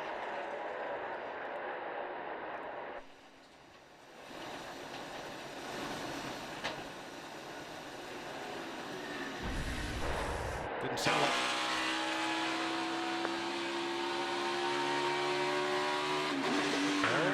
That's exactly what we heard Kevin Harvick do here a year ago, from third gear down to second gear. And guys, remember at the top of the show, I talked about that being an engine guy's nightmare. You think it's hard on the transmission, and it is, but what really takes the hit is the engine. When it almost sounded to me like the transmission took a big hit there. I think it broke the transmission. 88 on pit road, Jamie. And Alex Bowman was running in the top 10. You saw the damage there. He said something is wrong with the 88. They just brought it in, a 4-tire stop. Vince? Well, the 78 of Martin Truex says he feels a vibration, and he also feels like his brake pedal's not where he wants it, or feels odd. He said the team told him that they did confirm that all the wheels are on tight, so certainly keeping an eye on this situation in regards to the 78, which has been one of the fastest cars today. Now, Bubba Wallace did make it to pit road, coasting slowly toward, I believe, the garage. Matt? You heard the noise and the aftermath later. It's not leaking any fluid, but they've lost the engine in the 43. He's going to the garage if he can make it there.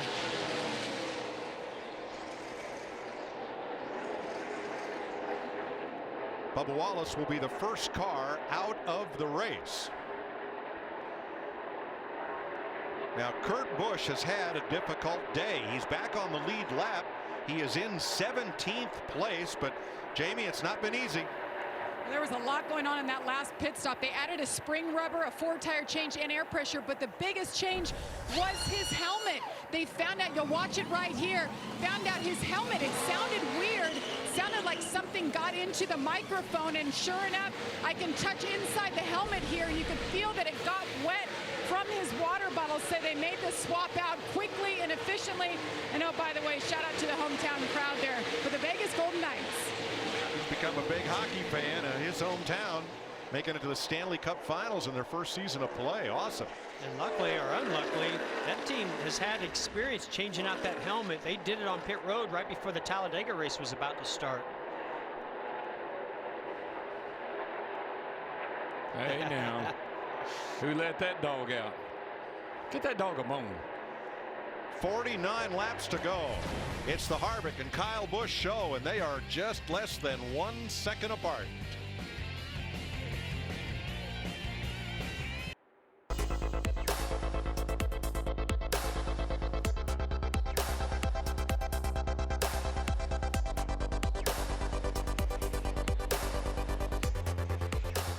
The track's mascot is Tricky the Fox.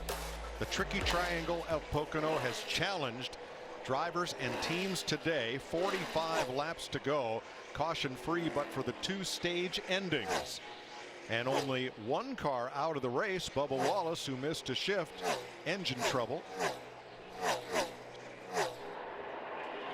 Kevin Harvick, your leader, by 1.2 seconds over Kyle Busch.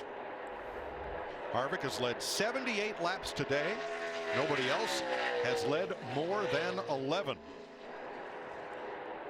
One driver who has not led is the second place car. Well, but you know what, Mike, look how close they are together. I mean, we kind of sold the idea that the 4 and the 18 would be going at each other today, and right now lap times, they pretty much are matching each other. They're pretty much shadowing each other's lap times, so no gain, no loss. Truex in third. Kyle Larson has been the best Chevrolet most all day in fourth place. Pole sitter Ryan Blaney currently in 5th, 5.8 back. And Clint Boyer in the light version of Kevin Harvick's scheme in 6th. Chase Elliott, Jimmy Johnson, Hendrick cars 7th and 8th. Denny Hamlin in 9th. Second of the Gibbs cars, and Brad Keselowski in 10th. Matt DiBenedetto, fire coming from the right front on pit road. Not sure if he'll go to the garage or his pit. Garage. That's worn out brake pads. And what he's done, he's blown the puck out of that thing, and this brake fluid, when he hits the pedal, catching on fire. And you see that tiny rear spoiler on these cars today. That means that they're getting down the straightaways really fast, but when you go to the brakes, it is not doing you much good to slow the car down. So the braking is coming literally through the brake rotors and brake pads themselves. And here at turn 1, the deceleration from terminal velocity to the middle of the corner is more. It's more braking than anywhere else we go on this circuit. Yeah, Mike, and one thing I've seen in all the pit stops is incredible amounts of brake dust coming out of the tires when they change them. So they're using everybody's using a ton of brake right now. This might just be the beginning of a story that plays out more and more in this race. All right, Matt DiBenedetto out of his car. Yeah, down turn 1, you have to scrub 60 miles an hour of speed off of that car to make the corner. So with 42 laps to go, how about a Fox NASCAR Pocono crank it up?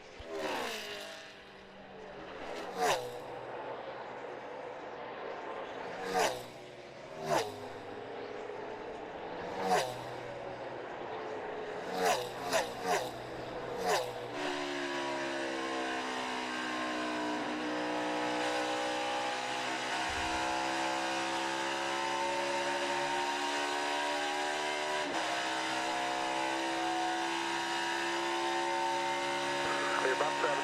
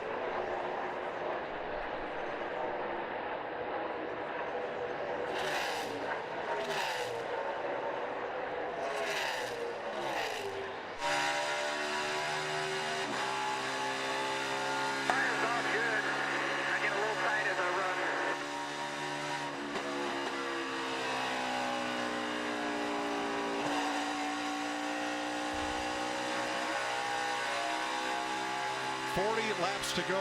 Casey Kane off pace and making the sharp turn at the end of the pit road and behind the wall for Levine Family Racing. Kevin Harvick still leading by just under a second over Kyle Busch. How about a quick word from the Busch guy and the number 4 crew?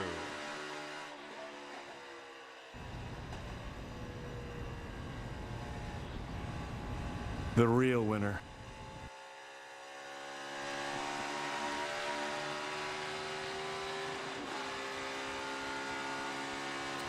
You know, guys, now what you have to be thinking about, what can I do to win this race? What can I do to outfox that 4 car and Kevin Harvick? We went back racing with 54 laps to go. If you split the stage, we're going to pit about 133 with 27 to go. The window is open right now. I think if you're one of those drivers back there like Chase Elliott, Jimmy Johnson, Denny Hamlin and Keselowski are borderline coming to pit road and staying on the lead lap. I think you come now get those 4 tires, stay on the lead lap, and then you get a caution. You may have that track position because the leaders have to pit. And Larry, I like what you're thinking. I like your pit strategy. But you know what I'm a little bit worried about right now? We've seen the last couple of cars here, the 32 with brake trouble, 95 off the pace into the pits, mechanical woes, brake problems. We heard the 78 have brake problems. All of a sudden, into this race, things are starting to rear their ugly head. Well, I think Jeff hit the nail on the head. The straightaway speed is so great here. Remember, it's not twice a lap, it's 3 times a lap. And these guys are very aggressive with not pumping a lot of air to the brakes. And as we watch this battle for 5th place between Blaney and Boyer, the first driver that started that spate of mechanical woes is with Jamie. And Bubba Wallace led 4 laps today due to strategy, but now his day ends early. What happened inside that car? We got back there. I made a mistake on pit road, speeding again here at Pocono, and we took the wave around, so we were on older stuff. 95 was a little bit better than us, well, for sure better than us. So I was just kind of tuck in behind him so we didn't waste too much time and kind of just do a long shift and give up a little bit of time. I did it earlier, racing around some cars, and had no trouble with it. And I just had too much weight pulled to the left and went from 3rd to 2nd. So I really hated it. I've never done it before, so it's a bummer. She screamed pretty loud for a second, and that was it. So didn't refire after that. But just a bummer for our White Chevrolet team. We were making gains. Drew and Derek come up with a good strategy to make us rebound from that penalty that we had. And I thought we were going to set ourselves up for a decent finish. That's what we needed. We kind of struggled with some front grip all day, or all weekend long, really, and we started hitting on it right there at the end. So it's unfortunate. Out of turn 3, Derek Cope has spun, coming onto the front straightaway. Cope, the last car running, was 8 laps down at the time. And this will be the first incident caution of the race, coming at lap 124 and coming right in front of the drivers battling for 4th and 5th. It's a break for David Reagan. He'll get the free pass. Cope is just... Larson gets a piece of him. I think he might have got a little help. Looked like old Larson might have gotten into the back of the 99 there, Derek Cope. Just think that closing rate was... What part of might is still in question here? What part of might of? Damage to the front of one car, damage to the rear of the other car. They made contact. I think he was just closing on the 99 of Cope so fast. He just didn't expect that to happen, and he tried to move up the racetrack, but you can see where the nose of that Camaro. There is a point to that nose. He's just going to have to cope with that. There was a point to that nose.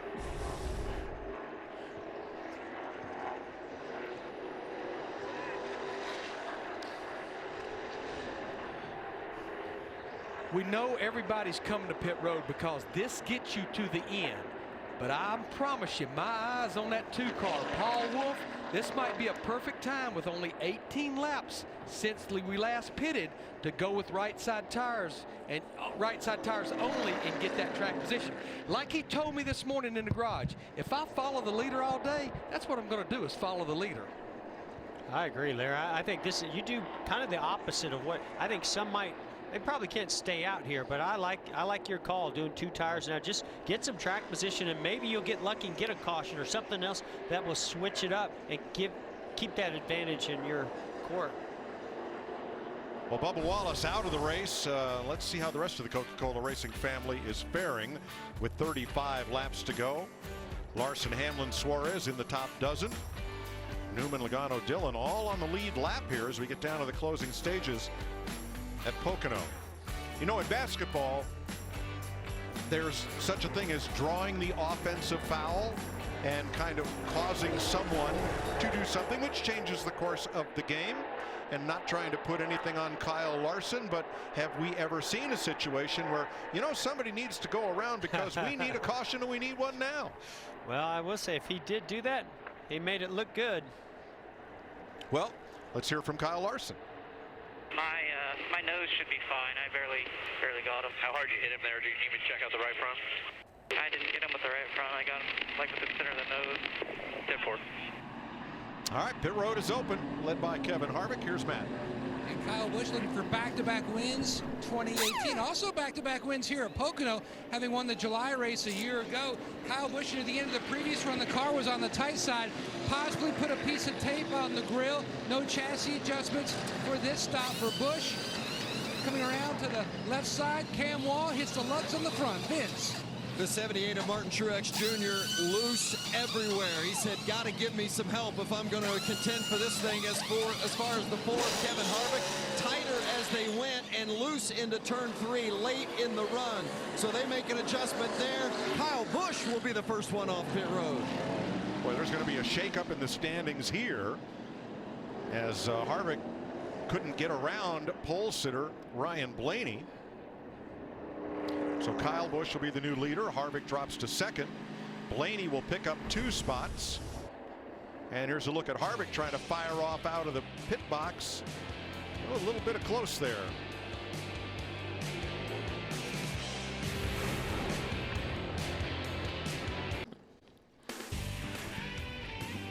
Now, because we're at the tricky triangle, new rules. We're going to take the top 3 drivers off the board. Kyle Busch, Kevin Harvick, Martin Truex Jr. You can't pick them. So now let's see who are our Credit One Bank ones to watch. All right, Mike, if you're going to take those off the board, then I'm going to go with Kyle Larson. I'll tell you why. We've already seen him go 3 wide on some of these restarts to make some pretty spectacular passes. If a late caution comes out and he's in those first 2 rows, watch him make another spectacular move to get the win.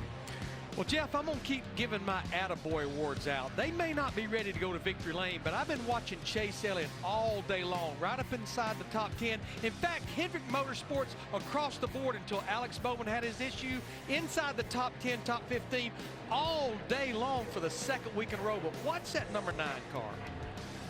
Look, I had this joint all figured out, and then they repaved it. But my guy, Denny Hamlin, he's going to go to victory circle today. I like Blaney. He sat on the pole, but then he fell back. Remember, his car wouldn't go good in the middle of the race, but they've rallied, rebounded, and now he's going to be in contention, and I think has something to say about your other top 3. Jimmy Johnson just keeps pedaling, whether it's 2 wheels or 4. A fine 5th place finish at Charlotte. They're getting it figured out. They're getting closer to the front. Keep an eye on the 48. I don't make the rules, I just have to explain them. But those are our Credit One Bank ones to watch. It'd be nice if we knew what they were before the game started. 2 segments ago in commercial. Oh, that's right, you were away. I went to the bathroom. Sorry. And that is too much information.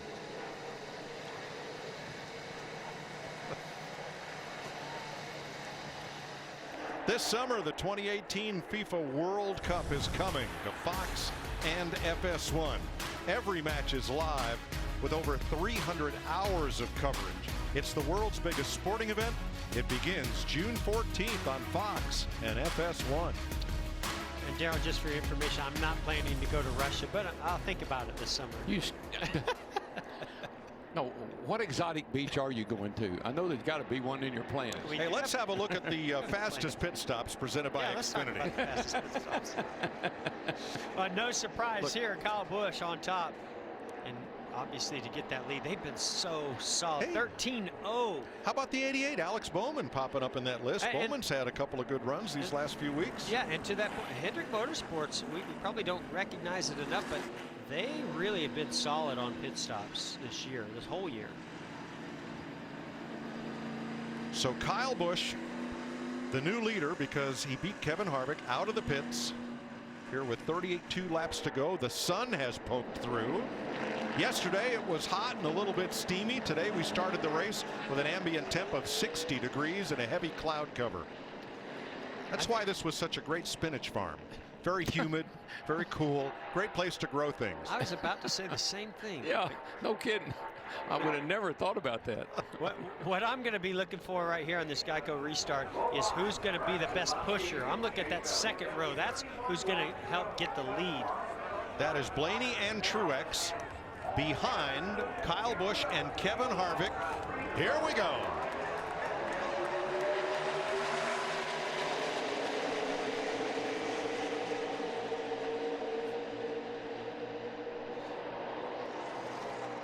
Well, we didn't see any pushing really on that restart. I don't know if the second row just didn't time it very well, but Kevin Harvick may go all the way back to third here.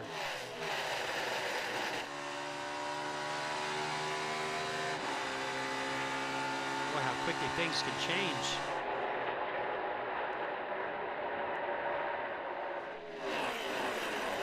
Well, the big three are running a 1, 2, 3. Through corners, 1, 2, 3. Exactly. And that's why we took them out of our ones to watch. What fun would that have been? Tell you one thing, when that 18 gets out front like he is right now, I don't know. He'd be pretty hard to chase down. 31 laps to go. I know before that caution came out, Mike, the 4 and the 18 were running exactly lap times. Look at this swarm in the back. I mean, Bowman was all the way down to the pit wall. Remember when Neil Bonnet was doing that? And the commentators were going nuts. They said, what is he doing? You can't do that. Well, that was Jackie Stewart who said, that's dangerous. He and Neil had quite a discussion the next time I bet they did. They were at an ABC race. Yes. One of the things you really have to worry about when you have those kind of wild restarts is getting into one another, brushing the wall, and getting a tire rub. Look at the damage on the 19 car. Daniel Suarez, that's pretty heavy damage. Wow, that is big damage. That's going to hurt that car. That's usually from an accordion or a domino effect on those restarts where you anticipate when the green flag's going to come out and somebody in front of you just doesn't get going. Yeah, the back part of that left rear fender is just acting as a giant parachute and creating tons of drag. 9th place, Keselowski in the 2 and Boyer in the 14. Boy, and Boyer's car looks like it's really, really loose right now. He's really diving and darting all over the place. I don't know. I think Boyer's car is not very happy. Paul Menard makes a smart decision to back out a little early. Here comes the crossover of the 14. Well, they've got to get past Gray Galding, who was clogging up the outside lane there. Nice move by Clint Boyer to go all the way from the outside, get turned underneath the 21 and past the 24 of William Byron. Yeah, here comes the 10, Almirola. He's all of a sudden showing up in the picture. 13. Nice. William Byron coming back, though. Vince. Hey, how about William Byron and the job that he has done today? This is just his 14th Cup race and his first Cup race ever here at Pocono. And tip the cap to Darian Grubb because he has given him a good car. There have been very little complaints from the young William Byron today. Yeah, I agree, Vince. In fact, today, that 2-tire change on the first pit stop helped keep them up in the pack and in contention. It's worked out pretty well for them today. Yeah, he's young. He hadn't learned how to complain yet. He'll get there. Just yes, sir. It's fine right now. Ryan Blaney takes 5th from Jimmy Johnson. Yeah, Jimmy Johnson made up some great spots on that restart. And he was able to get up into the top 5, but Blaney's just a little bit better than he is right now. Toyota top performers, 3 of them in the top 5. Busch, Truex, and Hamlin. Derek Jones 18th.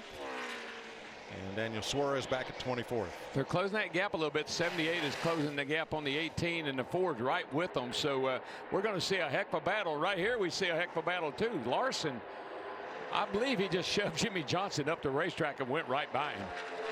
That opened the door for the 9 and Keselowski in the 2. Chris Buescher's made an unscheduled pit stop as we watch this battle unfold for 7th place. I don't think there's damage to the left rear of the 48, but it looked kind of.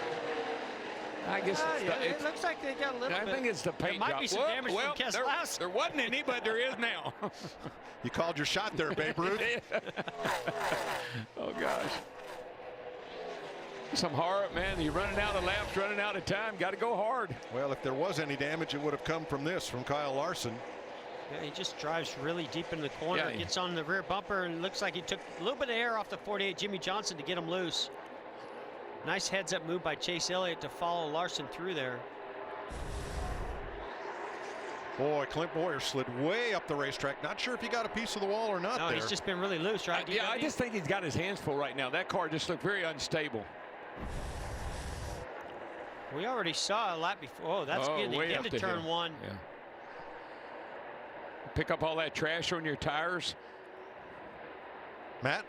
Mike, most of the day, the tunnel turn has been the turn he's tried to focus on most, getting through. But the past run or so, he told his spotter, Brett Griffin, turn 1 has been giving him the most trouble. The car's on the free side. In fact, he told Bugga on the last stop, the only adjustment that I really think will help us, track position. Meanwhile, the 48 of Jimmy Johnson, battling with the 2 Keselowski. Chad Knaus has done a great job on the box twice today. He's gone with a 2-tire strategy, trying to give him track position, keep him in the game, a little bit free through the tunnel turn, but a solid top 10 effort for the 48. Mike, you use a lot of brake around all 3 turns. You're not so much on the tunnel, a little bit in the 3rd turn, but certainly in turn 1 you use a lot of brake. And if you brakes start giving you a problem, starting to fade a little bit, not as good as they were early in the race, that could really upset your car getting down into that corner. That could be part of Bowyer's problem right now. Just maybe the brakes are not as good as they were early on. Eric Almirola up into the top 10. Didn't see much of him in the first half of this race. Up 24 spots. Struggles in qualifying, had an issue, thought that it was an equalized tire, but even struggled yesterday in practice, but he's finally starting to get some speed out of that 10, Vince. Yeah, and they actually weren't too bad in practice yesterday after they dealt with that tire issue in qualifying and then put that same set of tires on in practice just to confirm that that was indeed what it was. But, you know, historically, this hasn't been one of Eric's better tracks, but it's been a big help for him to have Kevin Harvick as a teammate. He spent a lot of time, Almirola has, poring over Harvick's driver data to help him improve. It's certainly been a big plus for him being with Stuart Haas here at Pocono this weekend. And what I see with the 10 car, they seem to run their best at the end of the day. They don't show a lot of speed, but at the end of the day, they get it together. 9th place changing hands there. 23 laps to go. Here's a quick word from Duracell. This is the #1 trusted brand. Kyle Busch, Martin Truex, Kevin Harvick, Denny Hamlin.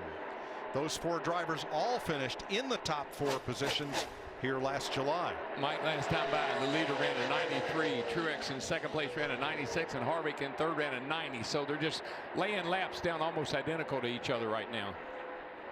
Well, get used to this, folks, because this is what you're going to see the rest of the season and most likely all the way to Homestead. It's definitely the 3 best cars right now. And Hamlin right there, not that far behind. Blaney not that far behind. You know, a lot of cars are close, just not quite there yet. And I think if Martin Truex's pit crew rises to the level of Kyle Busch's and Kevin Harvick's, he could leapfrog both of those drivers. And I think it's also going to come down to that turn 3, that critical turn 3. Whoever gets their car rotated in turn and can get underneath that leader or the car ahead of them, that's what's going to give them the advantage to get that track position. Nice. Jamie? How about the 11 of Denny Hamlin? You guys noted he's in 4th, about 2 seconds back. But the setup they brought here was interesting. And Mike Wheeler, his crew chief, told me they went with the idea, let's give him a good driving car. Not necessarily will it be the fastest car, but he was comfortable in all areas of the track. I see. Caution out, guys. The yellow flag is waving. Debris on the racetrack, and debris cautions have been very rare this year. And we listened in on Eric Almirola. I just blasted a piece of metal right in the middle of the splitter. Water temp is going up. Oh boy. Heard his water temp's going up. That's I don't know. I can't tell what that is. It looks like a piece of aluminum. Pretty big, pretty significant, whatever it is. Bam, you see that right there? They're kicking it around. Boom. I think that was Chris Buescher that might have hit it first. And there Almirola gets it. Whatever that is trouble. I think everybody's hit it. Ryan Newman's got it. I mean, that's a bad game of kick the can right there. Yeah. Just trying to see where that could have, if that's a crush panel maybe. And I believe Chris Buescher will get back on the lead lap with the free pass. He had made a made a pit stop just a little bit ago. Boy, this is an interesting situation, guys, because one, we have 20 back racing with less than 20 to go. I just think track position is going to be king. They have 10 laps on these tires. I think most of the leaders up front stay out. I do think a lot of them near the rear come in, but whoever comes in and gets 4 tires, this is their last set of Goodyear tires. Only 7 sets total for the race, including what you started on. I think you're going to see a split decision and this here. is where you sweat as a crew chief or a driver. You just don't want to be the last driver that stayed out and have somebody with 4 fresh tires right behind you. Truex and Harvick stay out, as do the 9, the 42, Jamie. And Mike Wheeler on the 11 just said, my notes say we shouldn't pit right now. Okay, let's go. So they decided to bring it in. Why not? They were fourth. Let's try to make the car a little bit better and have those fresh tires, Matt. Air off the windshield. Kyle Busch said he needs the car to be connected more to the racetrack on entry, and especially through the center. When he's out front, he doesn't have it. He's a Michael McDowell spun coming into his pit. His car is pointed backwards as he then drove into his pit to complete a legal stop, and he may have impacted one of Jamie McMurray's pit crew in the process. So after the car spun 180 degrees into McMurray's pit, he shot forward into his box in order to make his stop. Yeah, he got turned around, it appears. That's Stenhouse. By Ricky Stenhouse. All right, we'll recap this when we come back. Live here in the Pocono Mountains, FS1 NASCAR with Michael Waltrip, Chris Myers, and Martin Truex is your leader. 18 laps to go. Kevin Harvick, who's led the most laps, right on his tail. Quick recap, Kyle Busch, Kevin Harvick, they dominated the season, and in the first 10 laps, Harvick was able to take the lead on lap 12.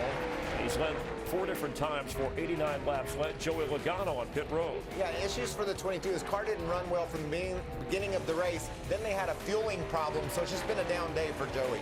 And for Truex in the 78, he takes the lead on lap 44. He goes on to win stage 1. It's only his 3rd stage this year. He had the most stage wins last year. And then more pit road problems. You can see they have trouble getting the left rear tire off there. And they can't get the left rear back on. He dropped well outside of the top 10, but he was able to battle back. Truex has led the 2nd most laps. Kevin Harvick wins stage 2. But moments ago after that caution, the decision to come in, pit, not pit. Here's the radio communication with his crew chief. Come on, too late. I was already fine. Yeah, I was just, never mind. It's all good. Yeah, I was talking about putting 2 on instead of 4. I should have said something different. Yeah, when you said opposite, I just assumed if they finished, stay out. It's all good. They work well together. Later, Rodney Childers said, if you do get out far enough, I think we're going to be okay. Yeah, and when I saw these guys pit, I thought you had to have 4 tires here to win the race. Kyle Busch is back in 8th spot. It'll be interesting to see what he does. The other teams are all out of tires now, so they're gluing up used tires to go back on. But, Chris, I think if you need those, you're in trouble. And in the bigger picture, again, Kevin Harvick, he has not won here in Pocono. He has dominated along with Kyle Busch this portion of the season. Let's rejoin Errol, Mike, and Jeff. Martin Truex trying to show it's a 3-way race for this championship with Kyle Busch and Kevin Harvick as they take the green. Jamie McMurray's jackman Josh Appleby was knocked aside and into the tire changer, but afterwards Jamie told us he was laughing it off. He is unhurt, completed the stop, and will stay in the game. There's no question about his pit stop strategy. It did shake things up a little bit, but I believe that 78 and 4. I still think they're going to be the best cars. And here comes Larson on the outside of the 4, making one of those spectacular moves on a restart.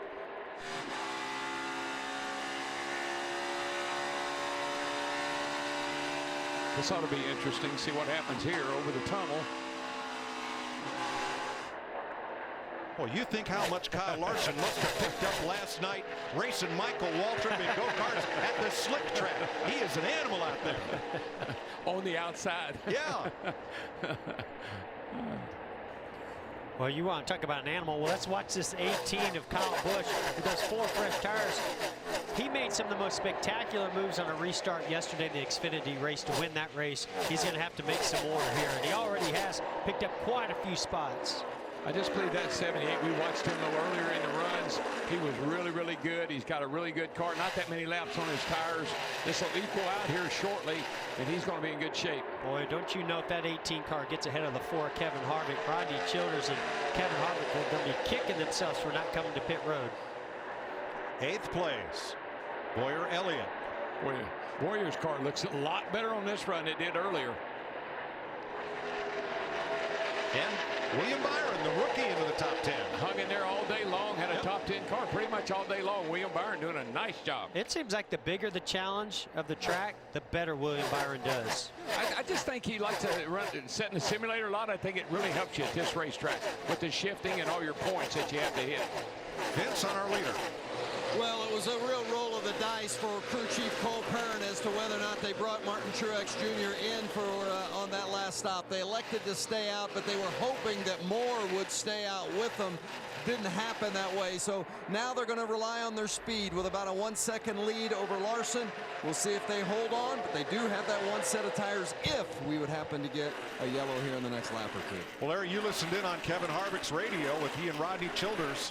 Yeah, I just think on something that critical, you have to be more distinct on what you're saying. Don't go opposite. Just either stay out or pit. I think you have to do that because that could be a difference maker in who wins and loses this race. Oh, Larry, I think it's shaping up that way for sure. The 78's running much quicker lap times than Larson or Harvick right now by a couple of tenths.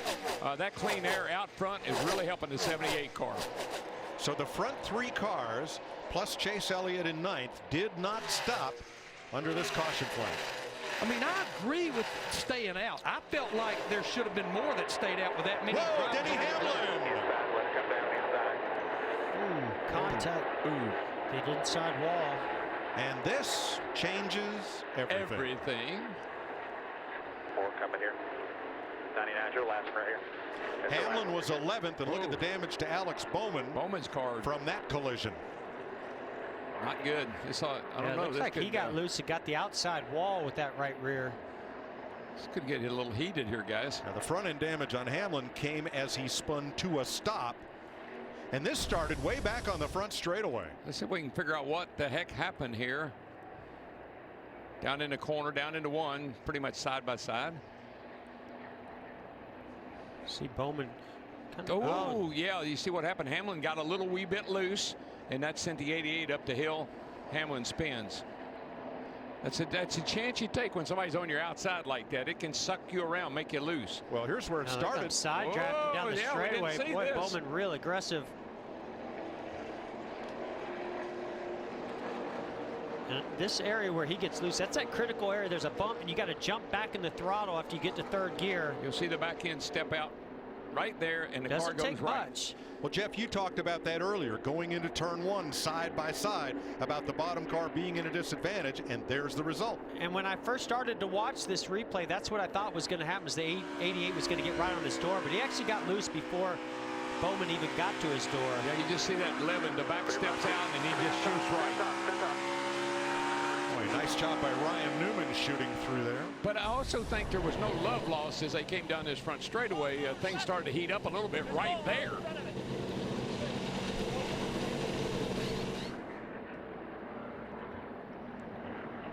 So, Larry, now what do we do?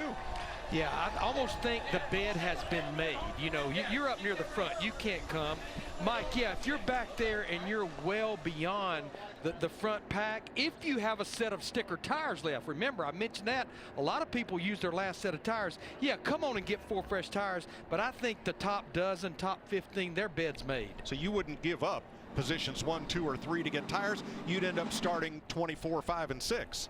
Track position is going to be king. We saw that with Martin Truex Jr. in that clean air. The thing, if all the top guys stay out, Kyle Busch will restart on the outside. Yeah, I think what's going to happen, this is really going to hurt Harvick and maybe even Larson a little bit, being in that inside lane. Well, let's listen in on Kevin Harvick and team. Yeah, it looks like from tires to tires you're okay, even the guys in front of you, but we got a set lane here, but I don't think anybody else has got anything. Nobody gonna pit. I mean, the problem is you're most likely going to lose another spot when you get going here. Yep. Comes down to losing control of the race. Well, of the 4 drivers who stayed on out on the last caution, one of them, Chase Elliott, just pitted. The other 3, Truex, Larson, and Harvick, remain on the racetrack. We're under caution. Denny Hamlin, Alex Bowman.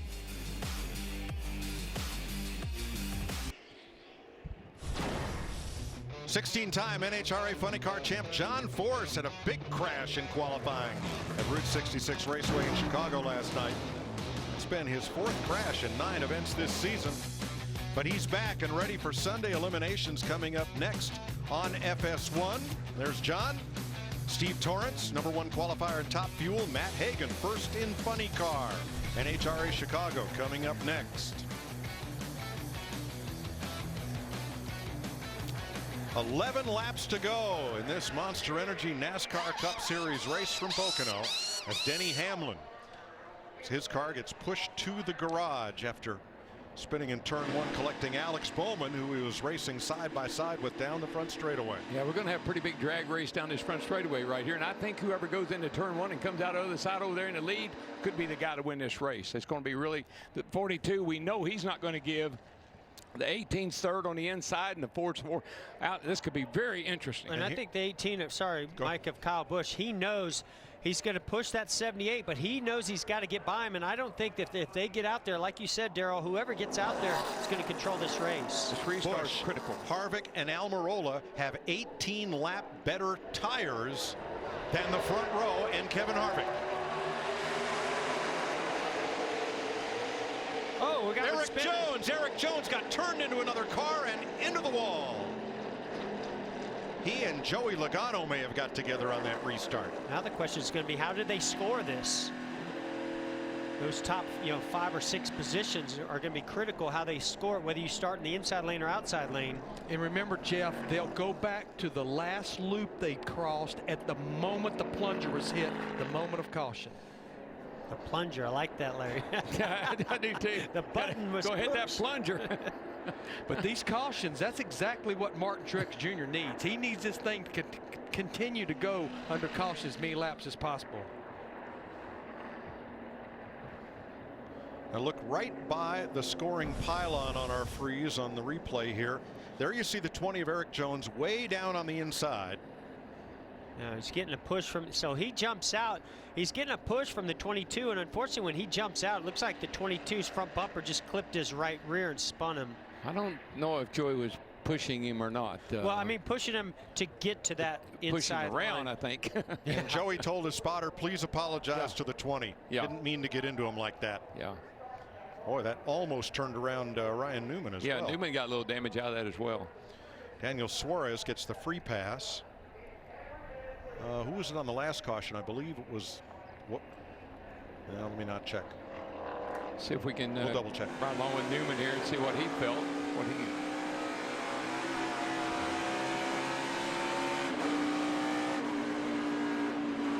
He didn't feel much. No, he wiggled but his a little. car did. Yeah. Cole Custer had the free pass on the previous caution.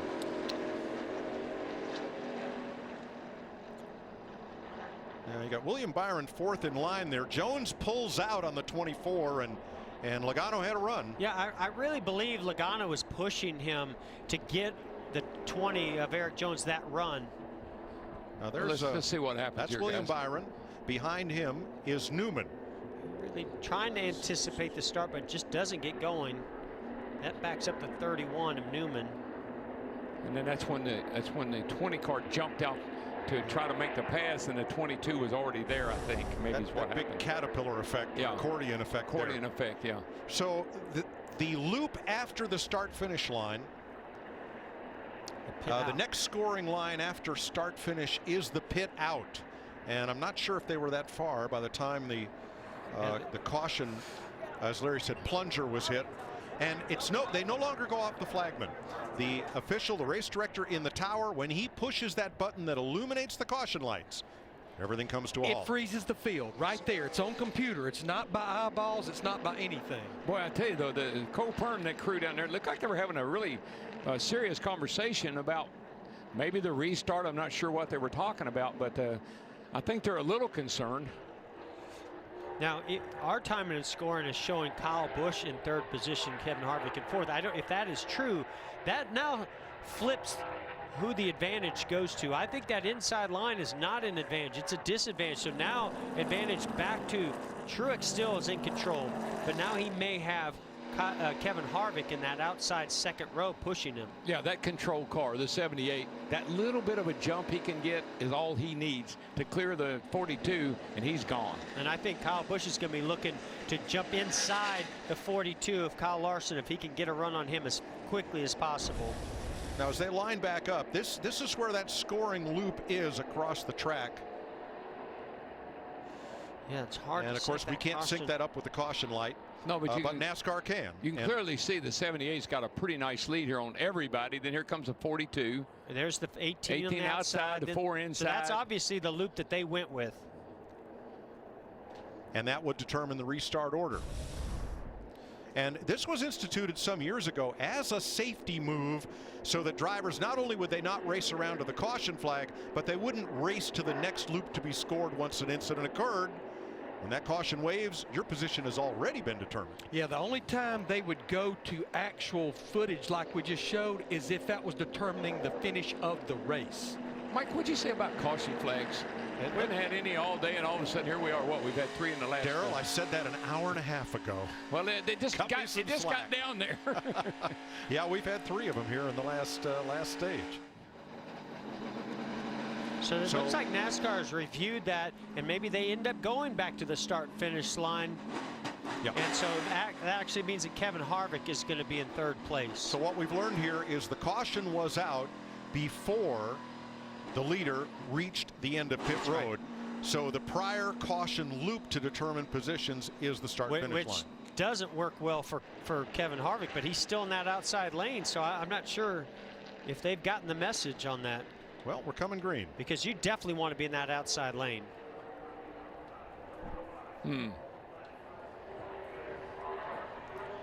Lights out on the pace car. It'll be 7 to go when they come to the line. Truex, Larson, Harvick, Busch, Blaney, Almirola, Bowyer, Keselowski, Dillon, and Johnson, the top 10. There goes the 78. He's going to clear the 42 without any problem. And he's going to run. I don't think he's cleared him yet. He's going to run him out of track. Well, wow. Larson is not one of those guys you want to do that to, because he will come back on the outside. I want my driver, I want him to show some aggression right here. Well, that was a statement move by Truex to carry Larson all the way down to the inside. No more, Mr. Nice Guy. We're going for a win here. Clint Bowyer off the pace as we watch this race for the lead. And there's 4 tires of Kyle Busch goes inside of Kevin Harvick to make the pass for 3rd.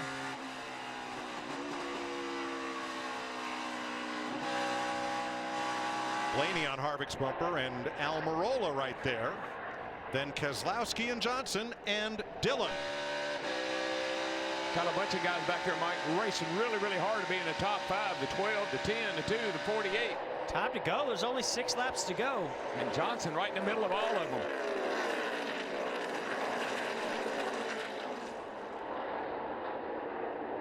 Tell you that Jimmy Johnson, he has shown why he's won 83 races and 7 championships. He has really driven hard the last couple of weeks.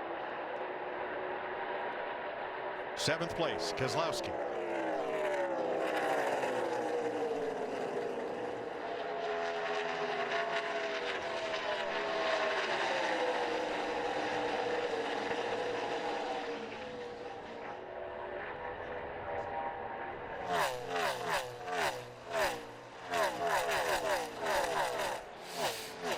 Running out of laps, guys. 5 to go. I think right now, Kyle Larson is Mark Truex Jr.'s best friend to try to hold back Kyle Busch with those pressure tires. We said Bowyer was off pace. Whatever happened, he got going again. He's still on the lead lap, 25th, falling to the back of the pack. It's a good chance he got really loose down turn 1. He's just not had a very good day. He was looking really good at one time, but seems like they just got off on their adjustments and got the car really loose. It went from bad to really bad.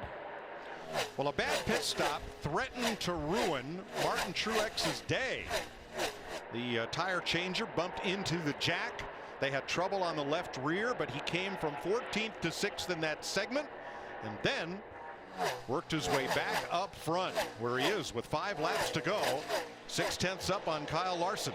Yeah, I think that 78 car pretty much is clear of everybody else. He just ran a 51.76 to a 51.99 by second place Larson. Best news for Martin Truex is the pressure that Kyle Busch is beginning to put on Larson for second, as here's the battle for 7th. Tell you, that 4 car is so good on the long run, he's just going to run out of laps. Now this is going to get really dicey for both of these groups that we're seeing as they get side by side in the tunnel. Well, this was the battle we hoped for. It's just not right now for the lead. No, and that was really wise on Kevin's part not to race off in that tunnel turn. You can't make it.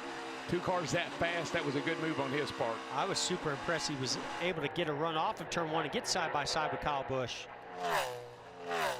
Well, those 2 battling would leave Larson free to go after Martin Truex if he can run down that Furniture Row Toyota. Yep, 3 to go, and it's, I don't know, it's going to be hard for him to do.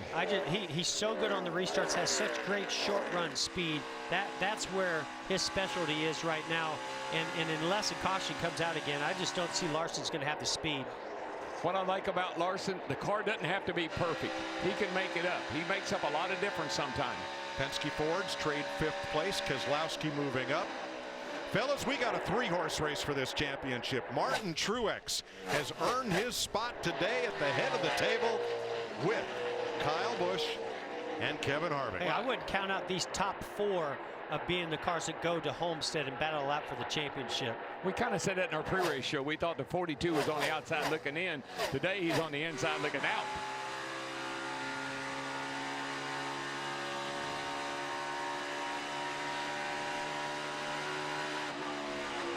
You got to give credit to Cole Pearn, Martin Truex, and that whole team. They got behind, had a little trouble in the pit, didn't panic. Martin did a great job of getting them back up in the front, and now he's going to lead this race to the checkers. We've been saying if they could just clean up pit road. I didn't anticipate them having another issue on pit road. Whose foot that nervous foot. Whose foot do you think that is? Hey, that's saying that's all I can do to help you right now. That's a nervous wreck. That's 8,000 RPM right there. I love it. But they cleaned up that issue today, and now here he is out in control of this race. Boy, second place is going to be the race. As here comes Martin off turn 3 with a 1.9 second lead. The white flag waves. 1 lap to go, sponsored by Credit One Bank. Hey, Mike, it's a win for Martin Truex at his home track. One of them. One of his home tracks. Well, he's got a little ways to go, but. Look at the dust up for second, though. Larson, Busch, Harvick, all right together. And Keselowski coming right to them. I mean, we have had some guys that are running. Keselowski running 5th, Blaney 6th, Almirola 7th, Jimmy Johnson 8th. Look at Logano. He hadn't been in a hunt all day. Yeah, he was a lap down at one time. Great fight. That's why they're up so high in the points. They're so good at fighting their way back to a good finish. The tri-cornered racetrack has now given us a tri-cornered battle for the championship. Defending series champ Martin Truex Jr. wins the Pocono 400.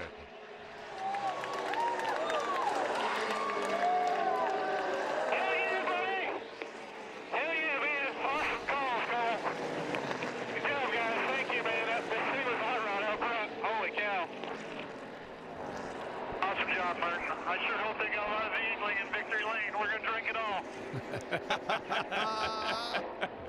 I love it. Yeah, buddy. Woohoo! Truex scores his 17th career win in his 455th start. He won 8 races ago at California. Only the second time in the last 8 races this year that the 4 or the 18 did not go to victory lane. But Mike, you know the interesting thing, you lose them in the pit sometime and you win them in the pit sometime. There's Sherry, and she's on her way down to victory circle. What a great, her and Martin Truex do so much for the sport. Their charity work, all the things they do.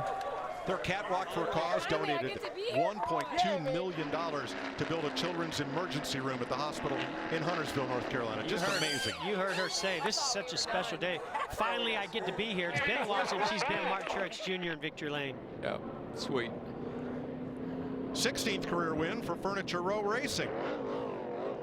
And their second at Pocono, both with Martin Truex.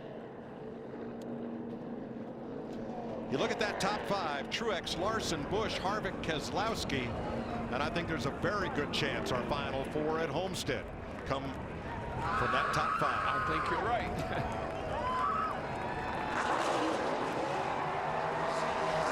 Martin Truex taking home the checkered flag as today's Sunoco fueling victory.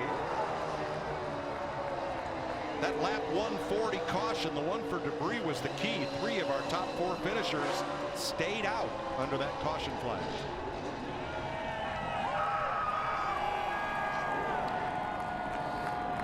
Martin Truex captures the flag.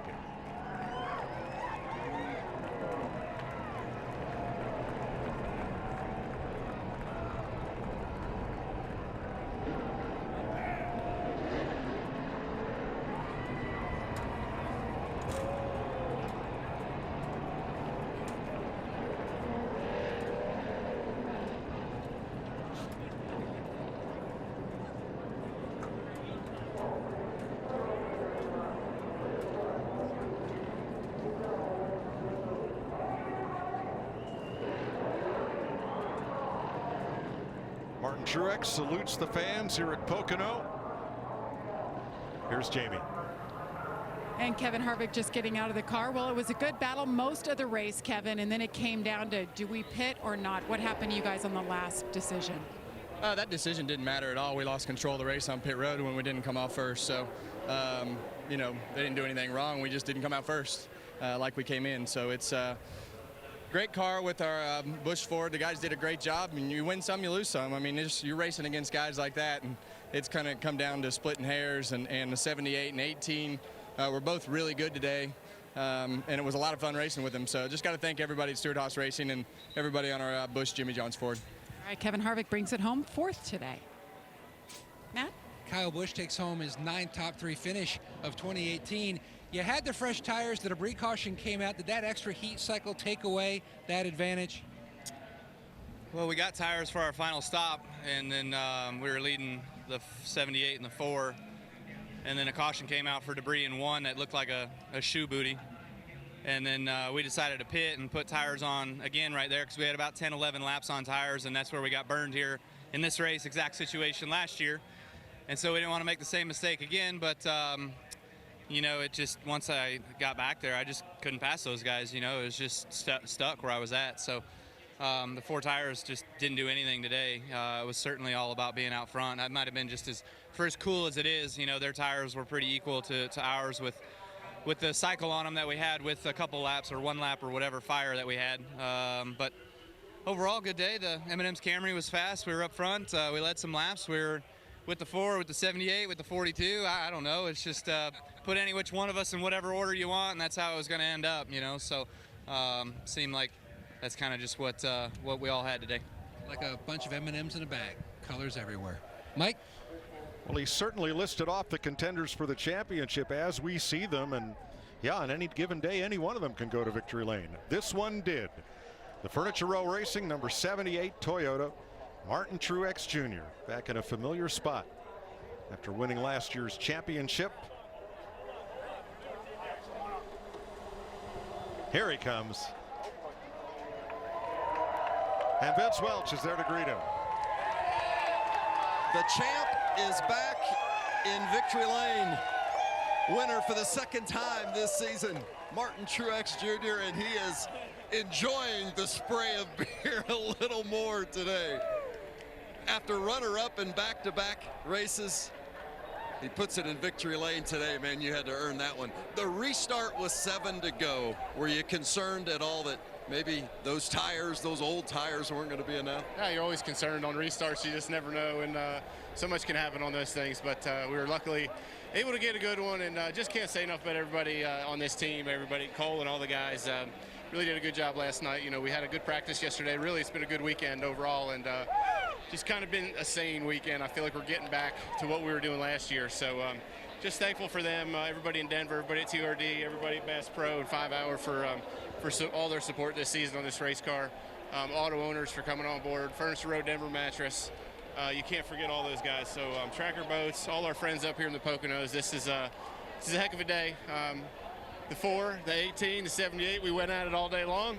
And fortunately, we come out on top today, so it's pretty awesome. Thanks to Toyota Racing and all those guys out in Costa Mesa. After what the 4 and the 78, or the 4 and the 18 have done the last several weeks, what does it say about your team to put it in victory lane today after a battle with those guys? Yeah, I mean, it's always fun to win, but especially when you beat the best guys out there. Those 2 guys were so fast today, and honestly, we were all really equal. It was a matter of who could get out front, and you know, 4 and I stayed on tires. We felt like in practice we were really fast on scuffs, and so Cole made a good call there to stay out. And once we got clean air, man, and this thing was a rocket ship.